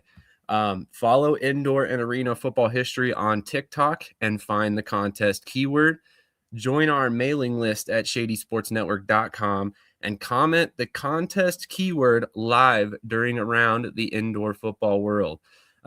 As always, join us here every Saturday at 8 a.m. Eastern time and make sure you're commenting that keyword. You're automatically entered. That's all it takes. That's all it takes. And you could win a piece of the turf that the Sioux Falls Storm once played on. If you're an indoor football collector like myself, this is one of the coolest pieces of memorabilia you can own. And there's only a limited amount of them out there. You know, there's never going to be more produced. So it's a really cool thing in my personal opinion. And with some of the Storm players and coaches still floating out there, I mean, you might even be able to get some of it signed, which I think would be really, really cool to throw that out there. But with all that being said, we briefly touched on some IFL topics before we brought on our two guests, and I hope you guys enjoyed those guests. It's been an IFL heavy episode today, but oh well. The next thing we want to talk about were a couple signings by the Orlando Pirates. Ro Torrance, a defensive back, and defensive lineman Charlton Randy. I'm going to give the floor to Krish on this one. He obviously knows a ton about these guys. Hey, look, whenever we lose a guy, my boy Jawad just goes in the bag and he finds someone at an elite level. And so we got Ro coming in. I'm so excited for Ro. He's most likely going to be a boundary corner. I don't see many receivers in the league that can run with him. He's a physical freak. I'm so excited to have him in our DB room. I think him with DJ Daniel paired in that DB core, I think we're going to be one of the most physical DB rooms in the league, I feel like, in my opinion. So I'm excited. Randy Charlton, he adds depth to our D-line. He's a local guy, played at University of Central Florida, Mississippi State. Like, when you can find local depth, I feel like it's a big deal. So I'm really, really excited to bring those guys in and just create an identity on defense. Last year we were a really defensive-heavy football team. We only allowed 60 rushing yards per game, which is a big deal. So I think if we can continue that success with the D-line, maybe get another linebacker in there, I think our defense will be as good as last year. I feel good. Honestly, we have a lot of returners. We're bringing back Michael Mason on the D-line. Yeah, we got a nice D-line. I'm excited for it. And a DB room, too.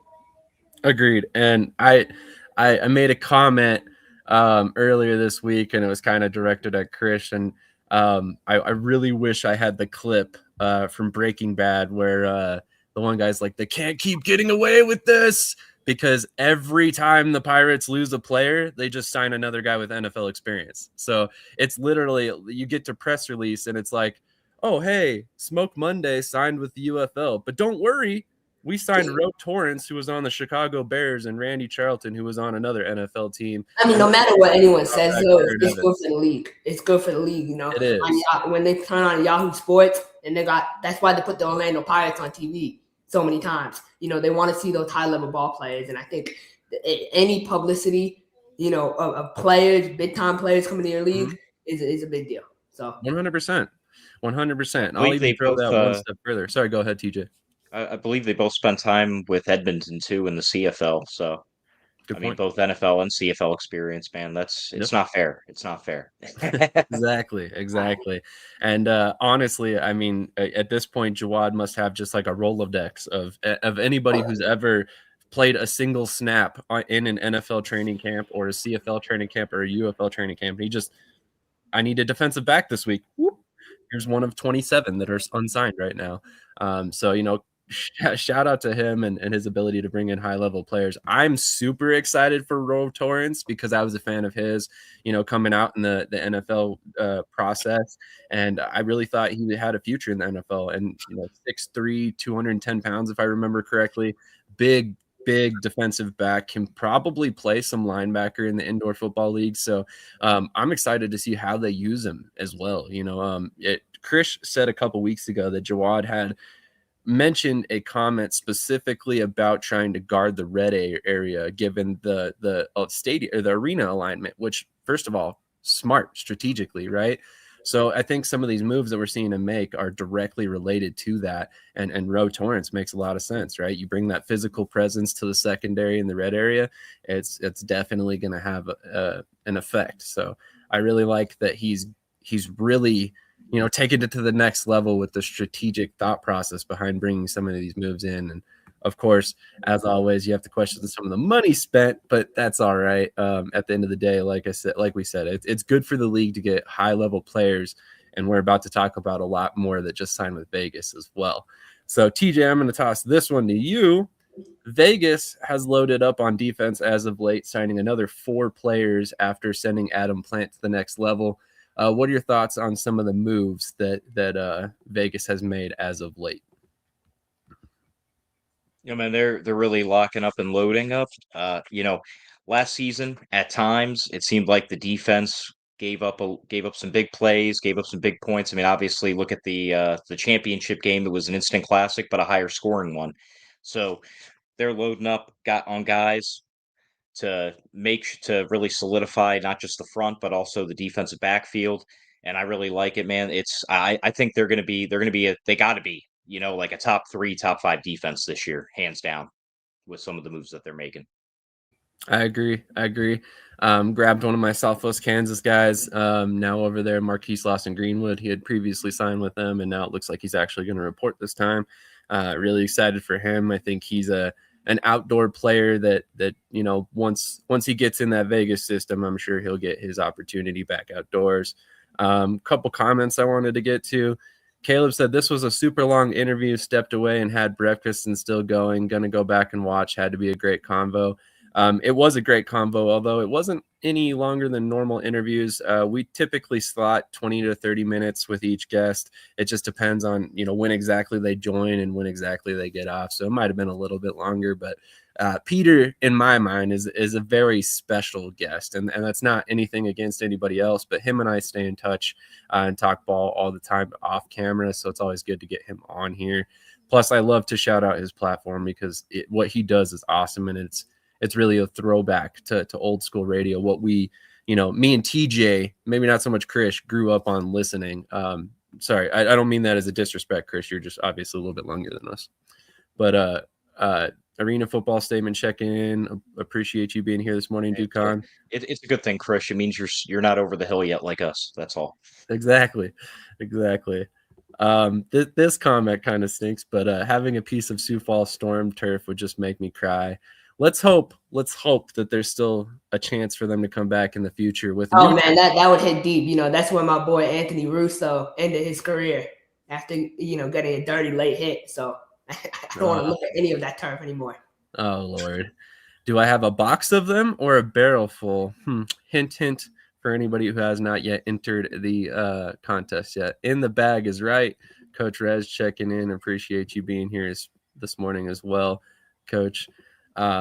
Love the physical thoughts. Hope they all can cover. East is loaded with good receivers. The entire league this year is unreal in the level of competition across the board. Yeah, Coach, I think you're forgetting we got Naquan Murray on the team. So they'll be going to get Naquan every day in practice. So it'll get them ready for high-level receivers in the East. So we're good. Why do the Pirates get all the good S? Well, beauty is in the eye of the beholder. Vegas repeat. TJ, we were top 3 last year. I would say something about the D-line, though, that I do appreciate is that I feel like the D-line room this year for Vegas, they have so much depth, but also they only allowed 72 rushing yards per game. They were really you look at the stats, their D-line was nice, and they were going against some of the top rushing teams in the country. So now adding more depth, I think their D-line will be even better. Also, their defense as a whole, they only gave up 41 points per game. And their secondary is younger and faster in that way too. So I think with a younger secondary, you bring in Coach Miller, who's a DB. Coach Miller knows so much about DBs. I mean, he played DB. He's a great DB coach. But I think if you give Hurtis Chin under 40 points a game, if they can even get it to 39 points per game, their defense letting up, I mean, you're going to be winning games by 20, honestly, 15, 20 points because of how dominant that offense will be, in my opinion. So it's a great thing to kind of bulk up the defense. They bulked up the O-line too. I can't believe their O-line is as good as it is. They have a lineman from LSU they got, Kristen Coulter. I just having that good of an O-line is amazing to me. I'm kind of jealous of the O-line, because we only have 2 offensive linemen signed, but we'll find somewhere. So hopefully. I like this comment. So many teams are so good in the IFL that I personally think pretty much any team can win it all this season. I mean, obviously there's a few exceptions to this rule, obviously, but yeah, I mean, you look across the league. I mean, I think it's feasible to say, a team like Green Bay could win it. I think Vegas is in the running. I think Orlando, Jacksonville. I like Green Bay and I like what they have, but my thing is the identity. They lost 6 out of 8 starters on offense, and And obviously the MVP as well. Yeah. So yeah, and like obviously it's difficult. You'll have a rookie quarterback, and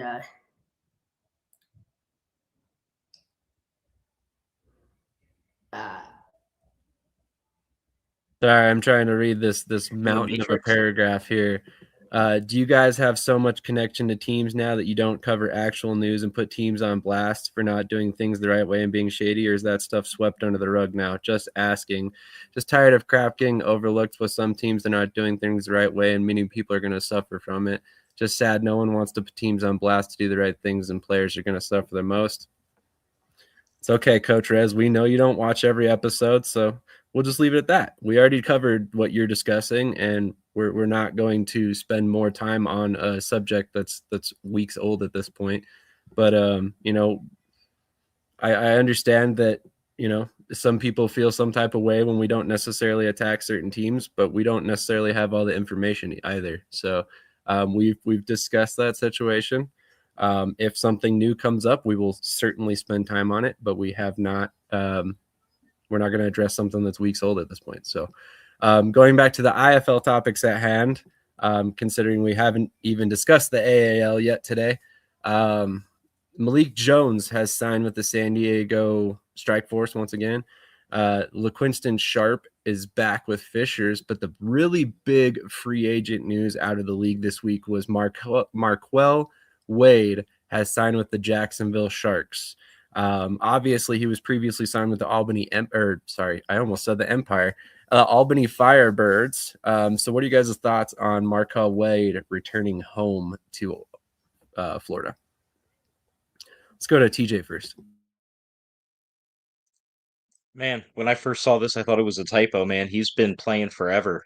But hey, man, he's a GOAT, and maybe he's going back home for one last round. Who knows? Yeah, and I mean, me personally, I think Wade could definitely be outdoors, so hopefully he gets that opportunity.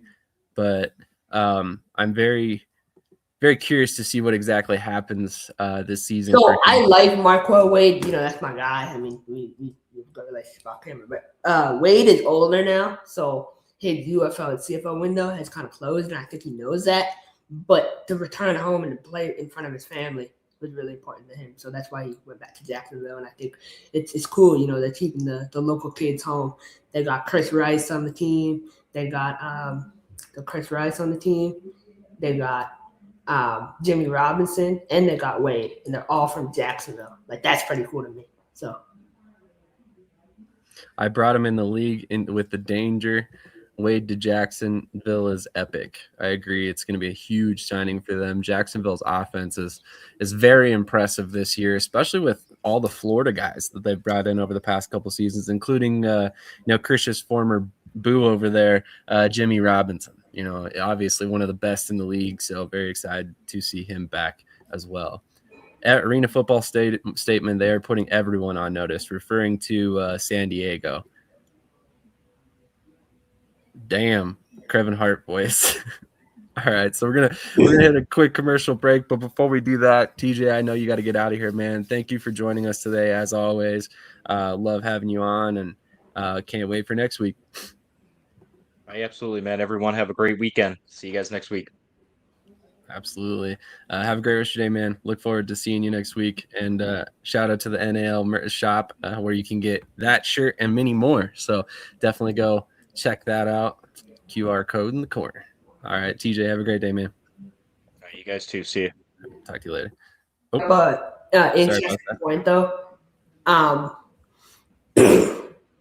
was I going to say? I was thinking about. Couldn't tell you, man. No. Oh, yeah, Green Bay. I was going to mention something about Green Bay. Do you feel like if you look at the quarterback room kind of from top to bottom, do you feel like they have the pieces to be competitive this year? Yeah, refresh my memory. It's Liam Thompson there, right? Yeah. Okay. They have Liam Thompson, Cole Stetson, and DeMellon Brown. Yeah, I'm actually pretty high on their quarterback room. I think Thompson's ready to take a step into being a starter. Obviously, him getting the opportunity with Bay Area last year was important. That kind of tells you the caliber of player he is getting the opportunity with Bay Area in the first place. So, now that he has kind of a year under his belt in terms of understanding the game and learning the game, I think that he's going to come out firing in Green Bay. And I think Corey Roberson and the Green Bay staff have done a really good job of plugging and playing, right? And I think it's going to be a test, obviously, because as you said, 6 of 8 offensive starters are gone. So that's huge.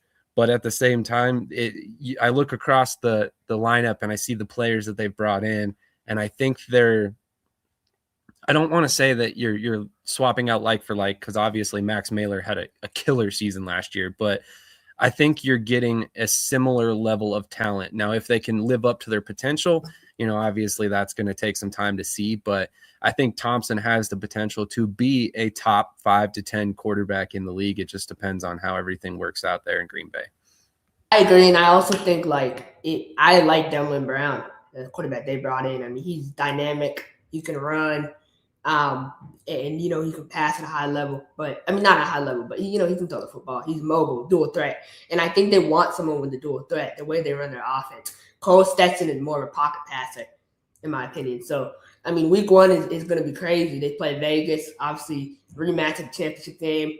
For me, that game will come down to line play, right? Vegas' O-line versus Green Bay D-line, and who can get the most pressure. And I think if you look at it, that game for Vegas, if they win, that's Coach Davis's 80th career win all time in the IFL.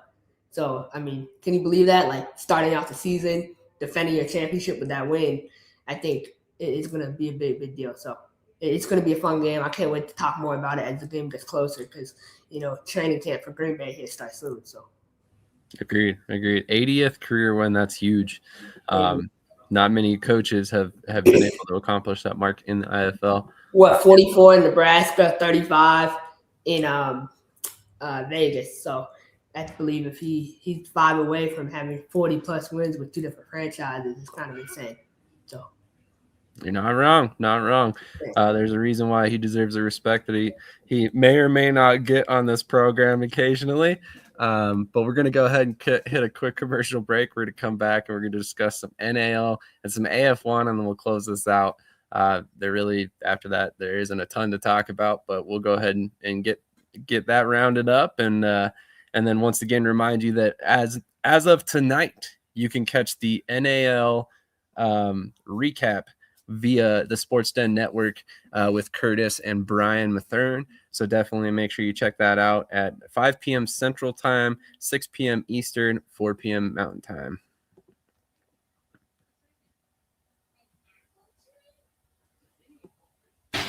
Nah, Coach Tony, man, you got to pick a different team than Vegas. You got to pick a different team than Vegas, man. Especially after that whole little whatever, I don't even know what to call it. You got to pick a different team, man.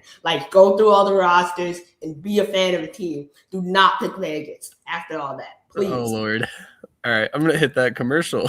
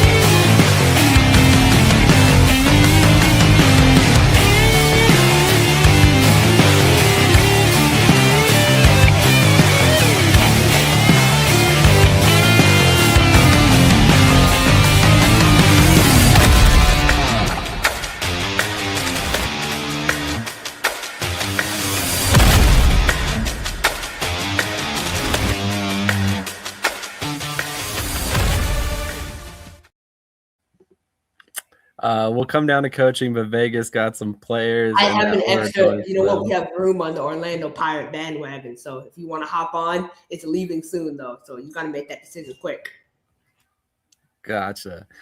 Playing the champs does something to your team. That's true. Bro, you 0-50. I don't know who that's referring to. Texas Pete, thank you for shouting out the NAL show. The UFL show wasn't on last weekend. Are you streaming it tomorrow? If you're referring to the UFL show for us, we are not coming back until the week before the season. We'll do like one more recap before the season, and then we'll get into our season previews. If you're talking about the Sports Den, I would actually have to check his schedule. I don't have it memorized at the moment right now, so I definitely am not the authority on that one yet, but all of their shows will simulcast to our network as well, so the timing will be exactly the same when they do broadcast. So Curtis or Brian, if you guys are in the chat, if you could answer that question, that would be great.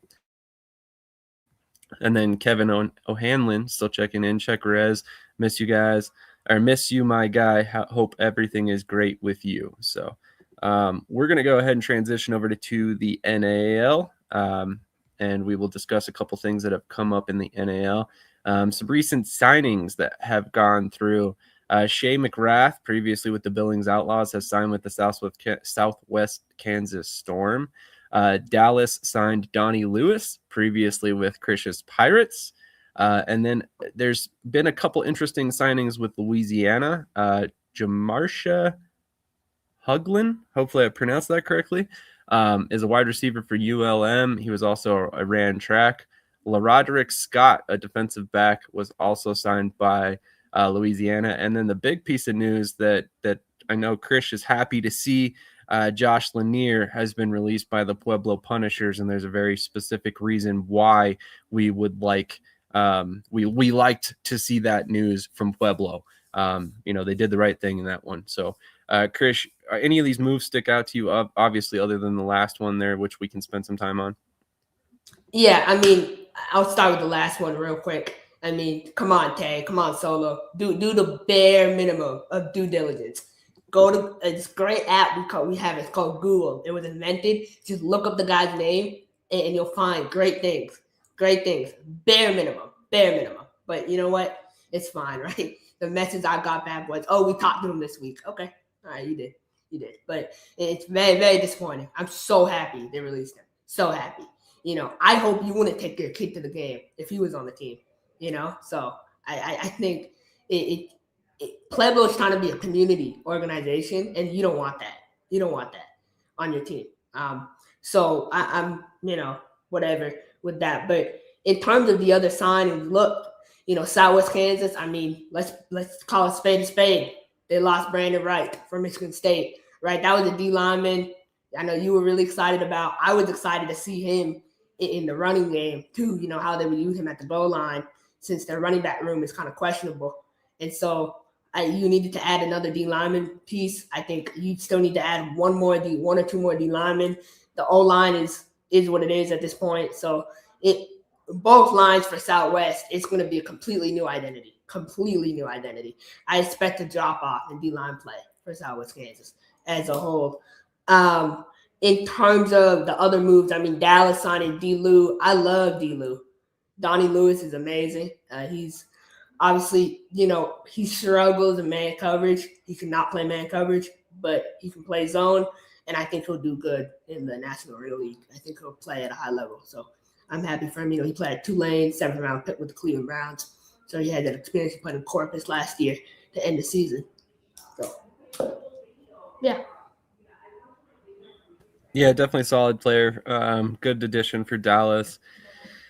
I think the move to release Josh Lanier, I mean, honestly, he probably should have never been signed with the pending legal case that he had with him. And I'm glad to see that he was released. Krish, I didn't necessarily have concerns about bringing my kids to the game because I haven't read up a lot on what he was involved with, but I don't recall it being involved with underage kids or anything. But regardless, a sexual assault charge is a sexual assault charge, and we're not trying to bash on the guy, but he's currently serving a sentence. So that's not somebody you need to have on your team right now. But my question, and I'm just gonna ask you, like, as a fan of the game, right, and be involved as long as you have been, like, how do you sign a guy like that?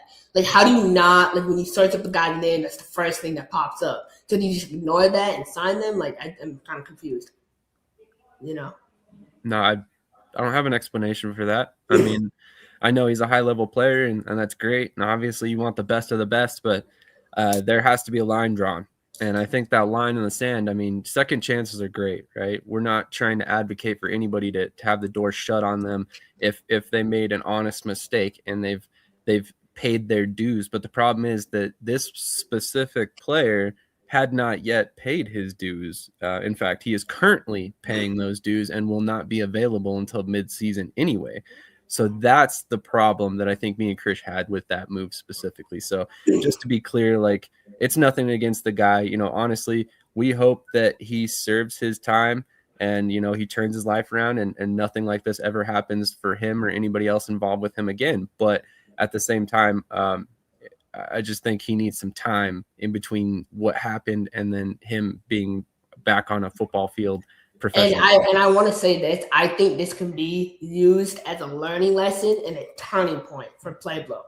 It's been a very, very rough offseason in the sense of you keep signing guys, you release guys, you announce guys, everything is happening. You lose guys to the IFL. They've lost the most guys. I believe they lost 4 guys to the IFL. Like, it's been a really rough season. You got caught cheating. Your coach got suspended 5 games. Like, all this crazy stuff is going on. Go to camp.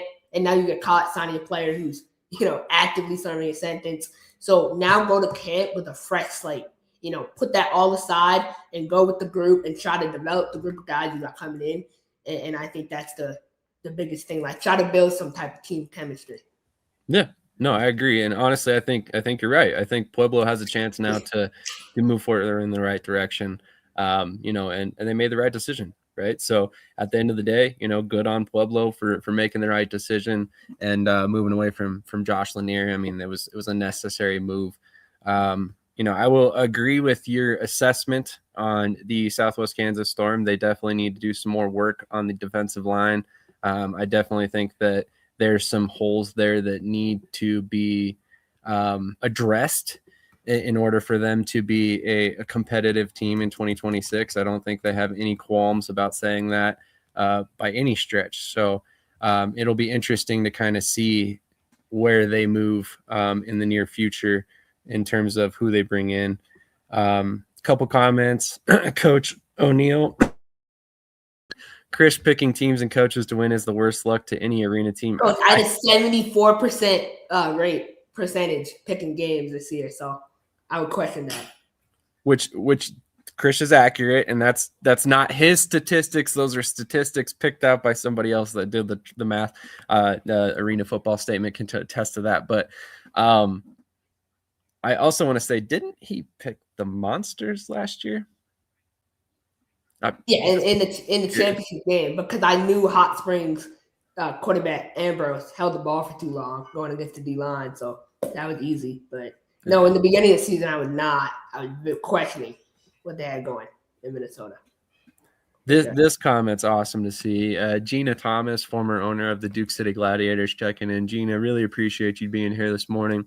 You know, you've been one of our biggest supporters since day one, and you know, our heart goes out to you. And just know that you're in my thoughts as always. So really appreciate all the support over the years, and I'm glad to see you in the comments today.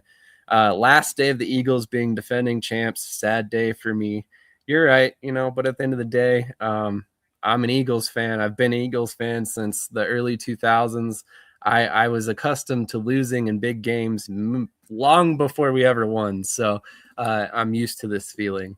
Nicole says there will be no Eagles slander today. You feel free to slander away. They earned it this year. I'm glad we got a new offensive coordinator. I'm very excited for the Sean Mannion experiment. Mike Davis with his little comment here. To all coaches and players this year, wishing y'all well. Enjoy the moment as a fan of the game. Personally miss the war room and the ability to prepare. Y'all be cool. Glad to see the show is thriving. Hope y'all continue to grow beyond the current ceiling. Thank you. I appreciate that. we hope you get back into ball at some point, Coach Emil. You're a lot of fun to follow along with, and we hope that this isn't the end for you. You just have to go there, Coach O'Hanlon. I've been an Eagles fan since Jaws was playing, but born and raised in NOLA. Philly, fly Eagles fly. Ron Sosa checking in and laughing. No, he picked against us.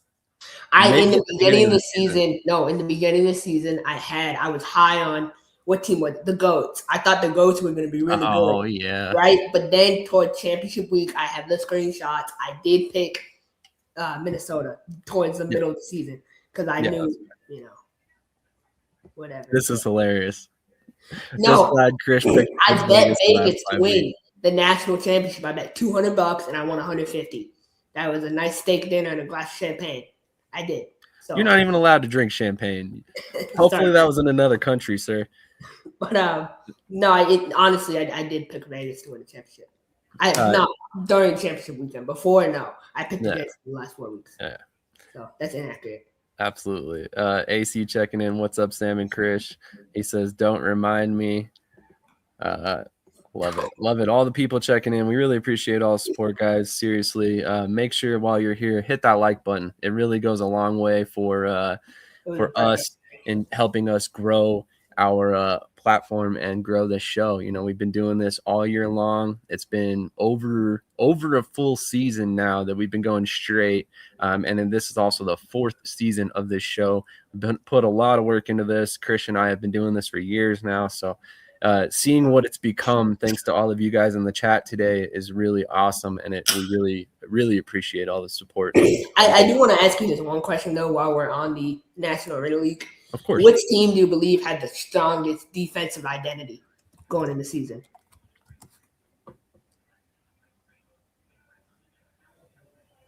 That's a really good question. Probably Colorado. I think their identity kind of lies on defense. I mean, even though they have Paxton Lynch, you still don't really know exactly what he's going to be yet. Obviously we all hope that he comes in and lights it up and plays well because that's good for the league, right? But at the same time, you just don't know. So I think they're probably going to lean on their defense quite a bit early on. They got a lot of veterans there on the defensive side of the ball that they can lean on, and I'm excited to see what they can do. And honestly, I felt that in the second half of the season last year, their defense kind of really came together, and bringing back guys like Sam Hammond, Byron Cooper, some of those guys, I think it is really going to pay off well for them. But I'm still not sold on the dynamic there quite yet. So on offense, so we'll see how things go for Lynch. But what are your thoughts? I mean, who do you think has the best defensive identity? So I thought I was going to say this in the start of the offseason. Pueblo, man. I mean, I love what Pueblo has going on that D-line. Makai Scipio, Jeff Luke, Noel Purcell. Like, they got some guys on that D-line. Tawan Ship, Justin Henson, like the DB room, Donnie Dixon, Drew Crooks, like all these guys in that DB room. They have a physical defense, and I think they're going to play really fast. I love Omaha D-line. I'll continue to say Omaha D-line is the best. But their linebackers are not the best. Their linebackers aren't top 3, in my opinion. So it's interesting because every team, there's 3 teams in the NAL: Pueblo, Colorado, and Omaha. I like those defenses the best so far, easily. So that's fair. Yeah, Kevin, you're right. Wheeling did have a coach signing yesterday. We will talk about that briefly. Don't you have to graduate middle school before you drink? Yeah, he's in college. Come on. We're not just bringing in middle school kids here. Yeah, I can't wait on the 14th. Paxton might be another Bahar. I can't wait to watch him play. That's crazy. The indoor game. I disagree. I don't think he'll be a Bahar because I think Bahar's issue was him being a little gun shy. I think Paxton, on the other hand, might be a little bit too much of a gunslinger. So we'll see if he can avoid. I'm with Kenji, and I think Kenji at the end of the day, like, he's a good person, but the issue with him is when he would throw an interception, it was like there was no turning back. There was no, like, he would make a mistake And after that, he would just play like he would hold on the ball too long. He would stare down one receiver. So I don't know, man. It's very difficult. Paxton, I think he had more of a gunslinger mentality. He's had that his whole career. So I feel like it might be better. I'm more accurate. This is a hilarious comment because it's so accurate. I'm more accurate on my picks for the last 2 years than Krish, but it doesn't count because I'm 70 years old, according to Krish. Yeah, I left that out because he also gets the rest of us grouped in with that. So basically, if you're over the age of Krish, you're too old to count in his assessment of who the best indoor football picker is, because we've been watching the game for years, according to him. Never mind the fact that Krish breaks down games unlike anybody I've ever heard of on a fan level. So, Coach, you know dang well. I'm talking about Paxton Lynch. You know dang well with that O-line and that receivers that he got, he'll be good. I think he'll be good, really good in Colorado. I think people are not giving him credit how good he'll be. I think my concern, and like it's a small concern. Like I said, I think it's going to take him to a little bit of time to adapt to the spacing. But after that, I think that he's going to be a pretty solid quarterback. So I think it'll take a couple games for him to really get into a groove. And then once he does, I think Colorado is going to hit a streak of winning. We'll see. I like this comment, no Salina. They signed a DB safety, Dion Cocaine from Assumption University. I'm high on him. He's an all-conference player, played in the NE10, which is one of the most competitive D2 conferences in the country. So I think he's going to be really, really good in the NAL. Dion Cocaine, remember the name. So that's one DB I'm excited about. But their DB room, their D-line room is so uninspirational to me in Salina. There was one other move as well, or a couple other moves. Omaha was forced to release a couple players that won't be ready for the season. Kyer Bynum was one of them. So Krish is back to being very low on the Omaha linebacker room. Not that he ever got very high on them. I don't think Brian Price can cover, and I think he's proven that. I think he's, again, great guy. I don't think he can cover. And then who's the other guy they have? Lawson, he's a rookie. So it's like it's a toss-up. Nah, they got some good running backs in the NE10. I mean, yeah. Salina will always be dangerous, yes. As long as Coach O'Neill is the coach there, you have to respect that team. Yeah, and then Jermaine Hampton in there at DC, right? Like he loves a good, physical, technique-oriented defense. So, I mean, they might be good on defense. They might, I think they're going to be a really good team. I think Salina, like I said, you can never count them out. Last season, everybody wanted to say that they were done, including myself. And, I stood corrected. At the end of the day, they were in the playoffs. But I think Salina, what people miss about them, and again, this is no shot at Coach O'Neill, he went to ownership and had them spend more money. And that's what they did. They got Torrey Boyd. They got Rakeem Cato, right? They had Malik Honeycutt. So they built on what they had. They had a solid foundation. This year, I feel like they're almost starting from scratch, almost, in a sense, and you have to build that up. Right. But let's look at the context of things as well. First of all, they were in the AF1 where he is allowed to be he was allowed to spend that money, right? So it was not against the rules at the time. So I think that was one reason that they decided to go that route. And I think it was, out of necessity. If you look at the teams that they were playing last year, it was clear that early in the season they just didn't have the juice to keep up, and then late in the season they did. So who's the number one receiver in Salina for you when you look at the team? Like, who do you think wide receiver one? That's honestly a good question. I'd have to really look at their roster. I'm not super familiar with who they have on the roster currently. But a couple different comments I wanted to get to. You need a fast DB with a name that sounds like cocaine. He's probably going to play both ends of the field at once. Coach O'Neill is a GOAT. They will be just fine. I wish Salina was done last season. I could have my QB back. Just kidding. O'Neill is the GOAT. Always wish him success. Not too many teams jump from styles of play and are effective immediately. That's impressive. Now that they're back in their style, they can play to their strengths and their roster strengths. Agreed. All right, so let's go ahead and take a quick commercial break. We'll come back with the AF1, finish this bad boy out for the day, and get out of here.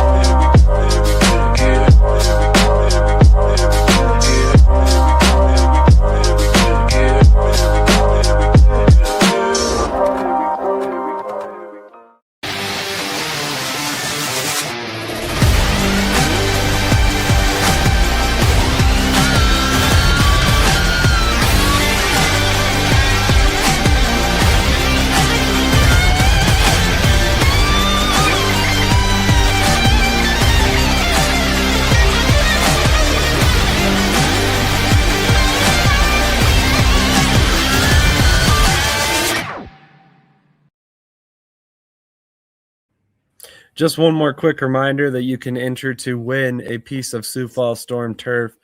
Follow Indoor and Arena Football History on TikTok and find the contest keyword. Join our mailing list at shadysportsnetwork.com and then comment the contest keyword live during Around the Indoor Football, which, by the way, we have not seen the contest keyword commented once yet today. So as of right now, we have a very small sign-up base. So if you want to win that turf, now is your time to enter, because if we don't get a lot more signups, we're just going to go ahead and do the giveaway and give it to Texas Pete, because he's the man. And as of right now, there's only 2 other people that are installed. So get your opportunity to sign up, and then we will do a random giveaway.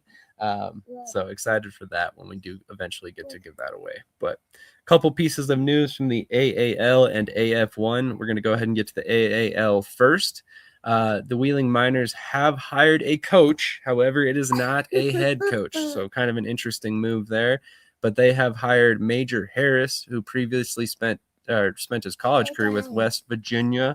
And then also has spent time playing indoor football for many years with the Columbus Cleveland Thunderbolts, the Washington Marauders, the West Virginia Lightning, the Ohio Cannon, the Southern Michigan Timberwolves, and the Charleston Swamp Foxes. So long indoor football career there. Amazing move. I mean, you're talking about someone, I mean, he's one of the all-time leading passers in WVU history, right? And so to get someone in that state with that kind of, accolades is a big deal. And, one of the things he's finished top 3 in the Heisman voting.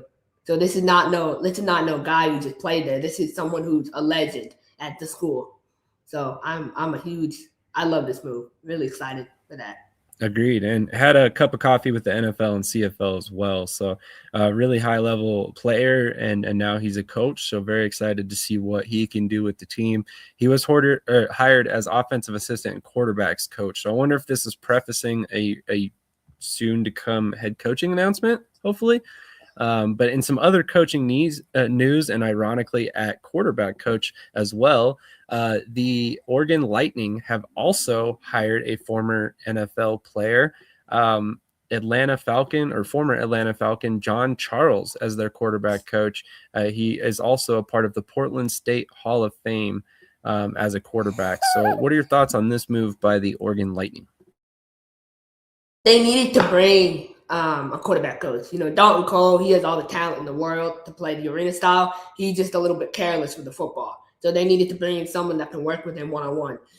Coach Jones thinks he can coach every position on the field last year, and I think he realized that's not the case. So you need to bring in people with experience, and this is a great move to boost up that quarterback room and help develop guys in the room. I will say one thing, though.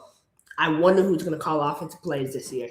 I wonder if Coach Brandon Tate's coming back, or they're going to go in a different direction with that.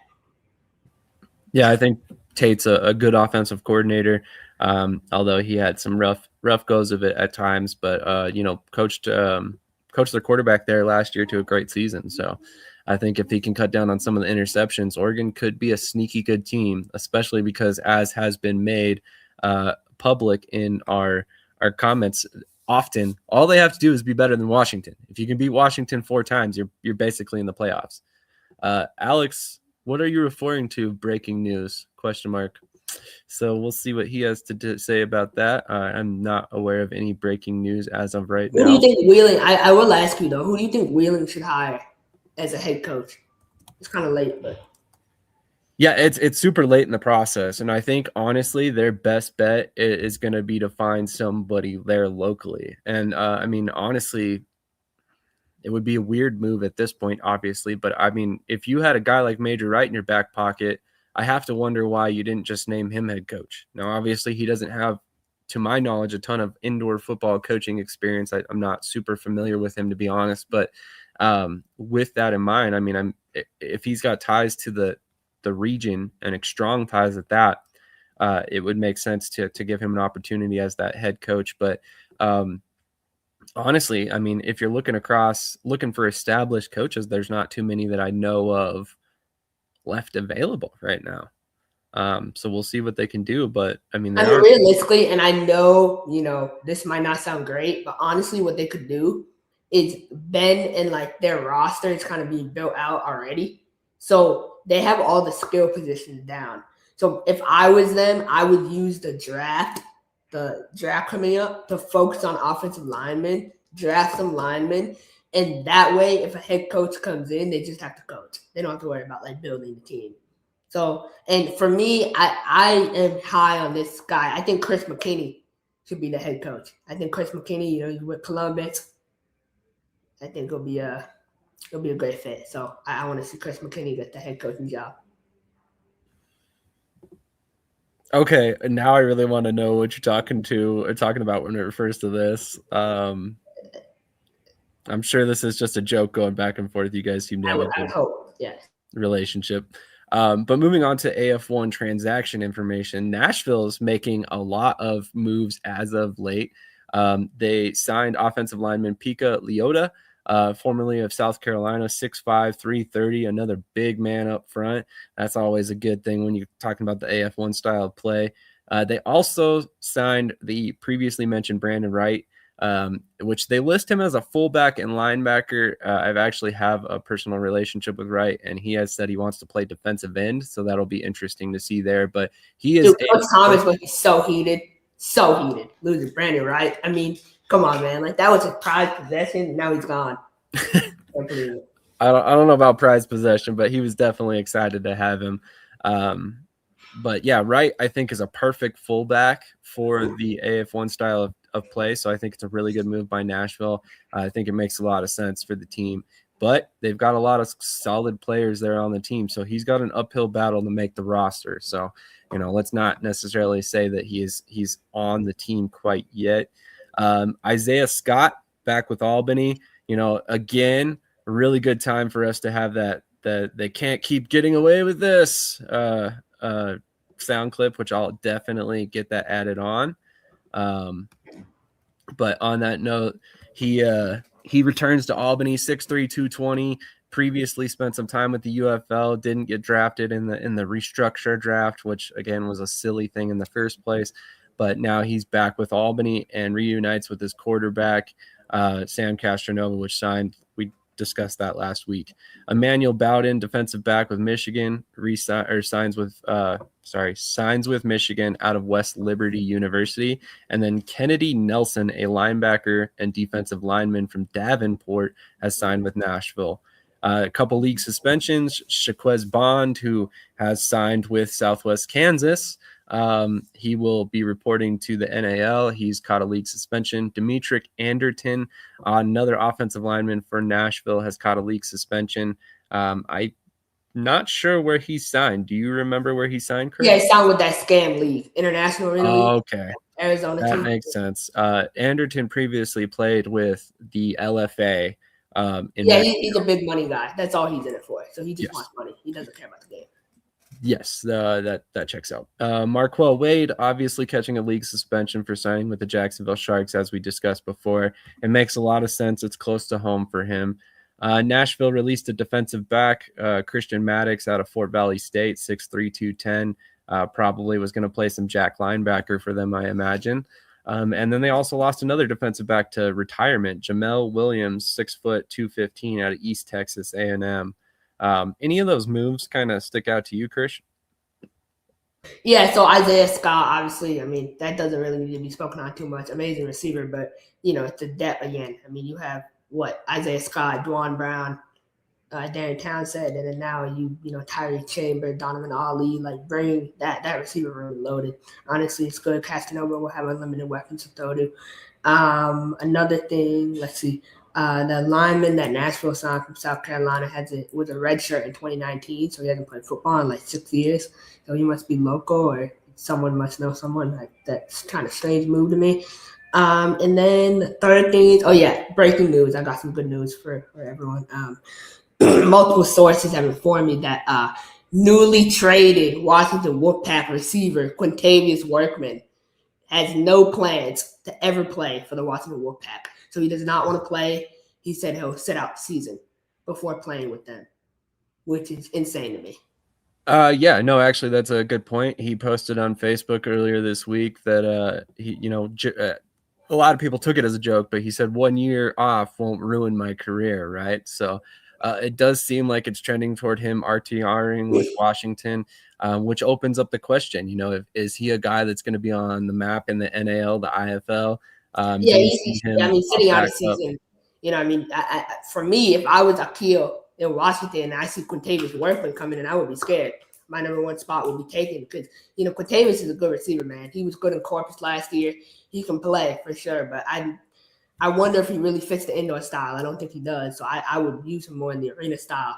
So if I was him, I would just go to Washington and deal with it, honestly. I would agree. I would agree wholeheartedly. I mean, if you go over to the IFL, if you go over to the NAL, you're going to be in an offense that's passing a lot less. Then on top of that, I think it's a benefit to Washington to have a guy like Akil Greer on the other side, because how many other teams have 2 6'3+ defensive backs to cover those guys? All of a sudden you remember Deshaun Williams is not coming back either. So you lost Deshaun Williams in that core. It's like, who do you really have, Yeah, I think if you had Workman and Greer there as a 1-2, that would be dangerous, in terms of the deep ball and the red zone. So, but the thing is, he's kind of and no disrespect to him, I'm sure, great guy, but he's kind of a flight risk at this point because of the Texas syndicate, I think, in the COFL. Is owned by his father. Yeah, so he'll leave. Are you sure about that? Hold on. No. Wait, what offensive lineman? The offensive lineman that I mentioned, I must have said that wrong because I must be thinking about something different because he played at South Carolina, the one from Nashville. How did I miss that? Leota? Yeah. That's crazy. Oh, okay, I missed that. I thought you were talking about Kennedy Nelson when you said that. That's my fault. Yeah. But good catching me, CJ, on that one. So I think that those are the big moves. I mean, I think Quintavious should go to Washington. He really should, but he won't. Also, in other news, the defensive back that Nashville released has signed with the Arizona Bandits, Christian Maddox. So Arizona Bandits? Sorry, wrong. That my fault. He was with the Arizona Bandits last year. My mistake. I misspoke. My fault. So yeah, definitely interesting to see that as well. Okay, all right. Yeah, I'll see you there too. Yeah. Getting called out in the chat, but I cannot believe I missed that. I don't know how I missed that. It's all good. It's all good. You can't. Okay, look, he can't be right all the time. So despite the fact that he only is right about 45% of the time, we don't have to give him shit all the time. Okay, guys, you got to take it easy on him. He's just a young kid. Okay. No, I should have. That was bad. I cannot believe I missed that. No, that's fair. That's fair. Okay. So you look at the AF1, right? You look around the league. Albany, obviously, number one offense, right? We talk about that. Who do you think outside of Albany has the best receiver core? or room? Top to bottom. That's tough because I really liked what Minnesota had for a while there, but them losing Jamal Couch and then trading away Workman, you have to kind of question that unit. At Oh, this no, Jamal Couch is still with them. I thought he signed with the CFL. No, you're thinking of Jamal Banks from Nebraska. My bad. Thank you. I'm glad you clarified that. My bad. Jamal Banks signed, and he was with Minnesota, correct? Yeah. Well. Okay. Yeah. Thank you. My mistake on there. I didn't mean to mistake their names, but yes, losing Banks was a big blow because for similar reasons. You know, you have Couch there, who's what 6'5", 220, something like that, right? Yeah. And then you have Workman, who's what like 6'7", something. And then you also have Banks, who was like 6'5" as well. So also, Winnipeg, their receiver room is kind of like loaded. Last time I checked, so I wonder if he makes the team, and if he doesn't, does he actually come to Minnesota? I could see him come back to Minnesota for sure, but at the same time, you got to figure CFL camp doesn't even kick off till later. It's going to be like a month and a half, 2 months through the season before he even finds out if he gets cut. I mean, for me, the answer to that question is pretty simple. I say Kentucky. I mean, what you got? Darius Prince, Desmond Epps, your boy from Southwest Kansas. I'm blanking the name. Hall. Right? Flanagan. Hall. No, Flanagan. Hall is in Hall's in Nashville. Yeah. Okay, so Flanagan. Yeah. Thank Beaumont, you. nice. Camp, May 3rd. Beaumont got Surrey Davis, Xavier Crawford, Vincent Wilkerson, who I think is a dog. I think they got some guys for sure. Philip Barnett too. He's old now, but yeah. The special teams coordinator for the Minnesota Monsters checking in. Appreciate that, Coach Howard. Thanks for tuning in. Yeah, Andre Williams too. Yes, that's a big Good point. Like I said, I liked what Minnesota had at wide receiver because of all the height. You know, there's only so many 6'3" plus defensive backs out there. You know, I mean, if you can outleap a guy and you know how to high point the ball, then you've got a distinct advantage. I mean, the head coach in Minnesota was supposed to be the second coming of Roddy White. So I hope their receiver core is good. You know, he played a receiver, so they should be. Yeah. That should be their strength, and that's not necessarily calling him out. That's his former position. So it makes perfect sense, you know. But anyway, I think that pretty much wraps it up for our show today. I mean, we had a couple great guests. Like I said, a little bit IFL heavy today. Wasn't necessarily by design, but I really wanted to get Peter on after the news from him being announced as one of the PA announcers and play-by-play guys. And then Chima is a guy that I've known for many years now and never had him on. So it seemed like a good time to get him on as well.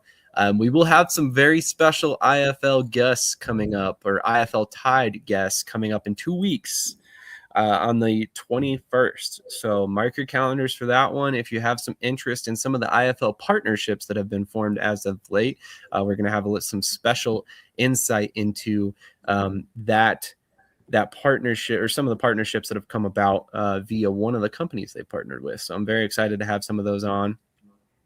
We got some comments in the chat real quick. I'm going to run through real quick. Talking about all these makes me want to look for one more. Great show today. Krish hating on Phil. I'm not hating on Phil. He's just old. Mike D, best IFL coach. Firmly believe he's one of the best for sure. There's a lot of coaching talent in that league, so I don't want to shortchange anybody for sure. But hey, no, Claude, if you do end up coming back to the IFL, please go to the Western Conference. Do not come to East. Please. Do not go to Tulsa. Please. Lord. All right. Well, on that note, we're going to go ahead and wrap this one. My nephew, Phoenix Sproul, going to turn up this year. Phoenix Sproul is a baller. I'm really excited to see what he can do this year as well. Dakota State and JMU, man. Yeah, I like him. He's good. Absolutely. So on that note, here is your PSA before we close this show out. I don't know what we're yelling about! Loud noises! Yo, what's good? Cedric, the bus driver here. I don't know about you guys, but I know what I will be doing every Tuesday, Saturday, and Sunday. And Thursday nights, too. I'll be over at Shady Sports Network, so catch up with me. Holla at your boy.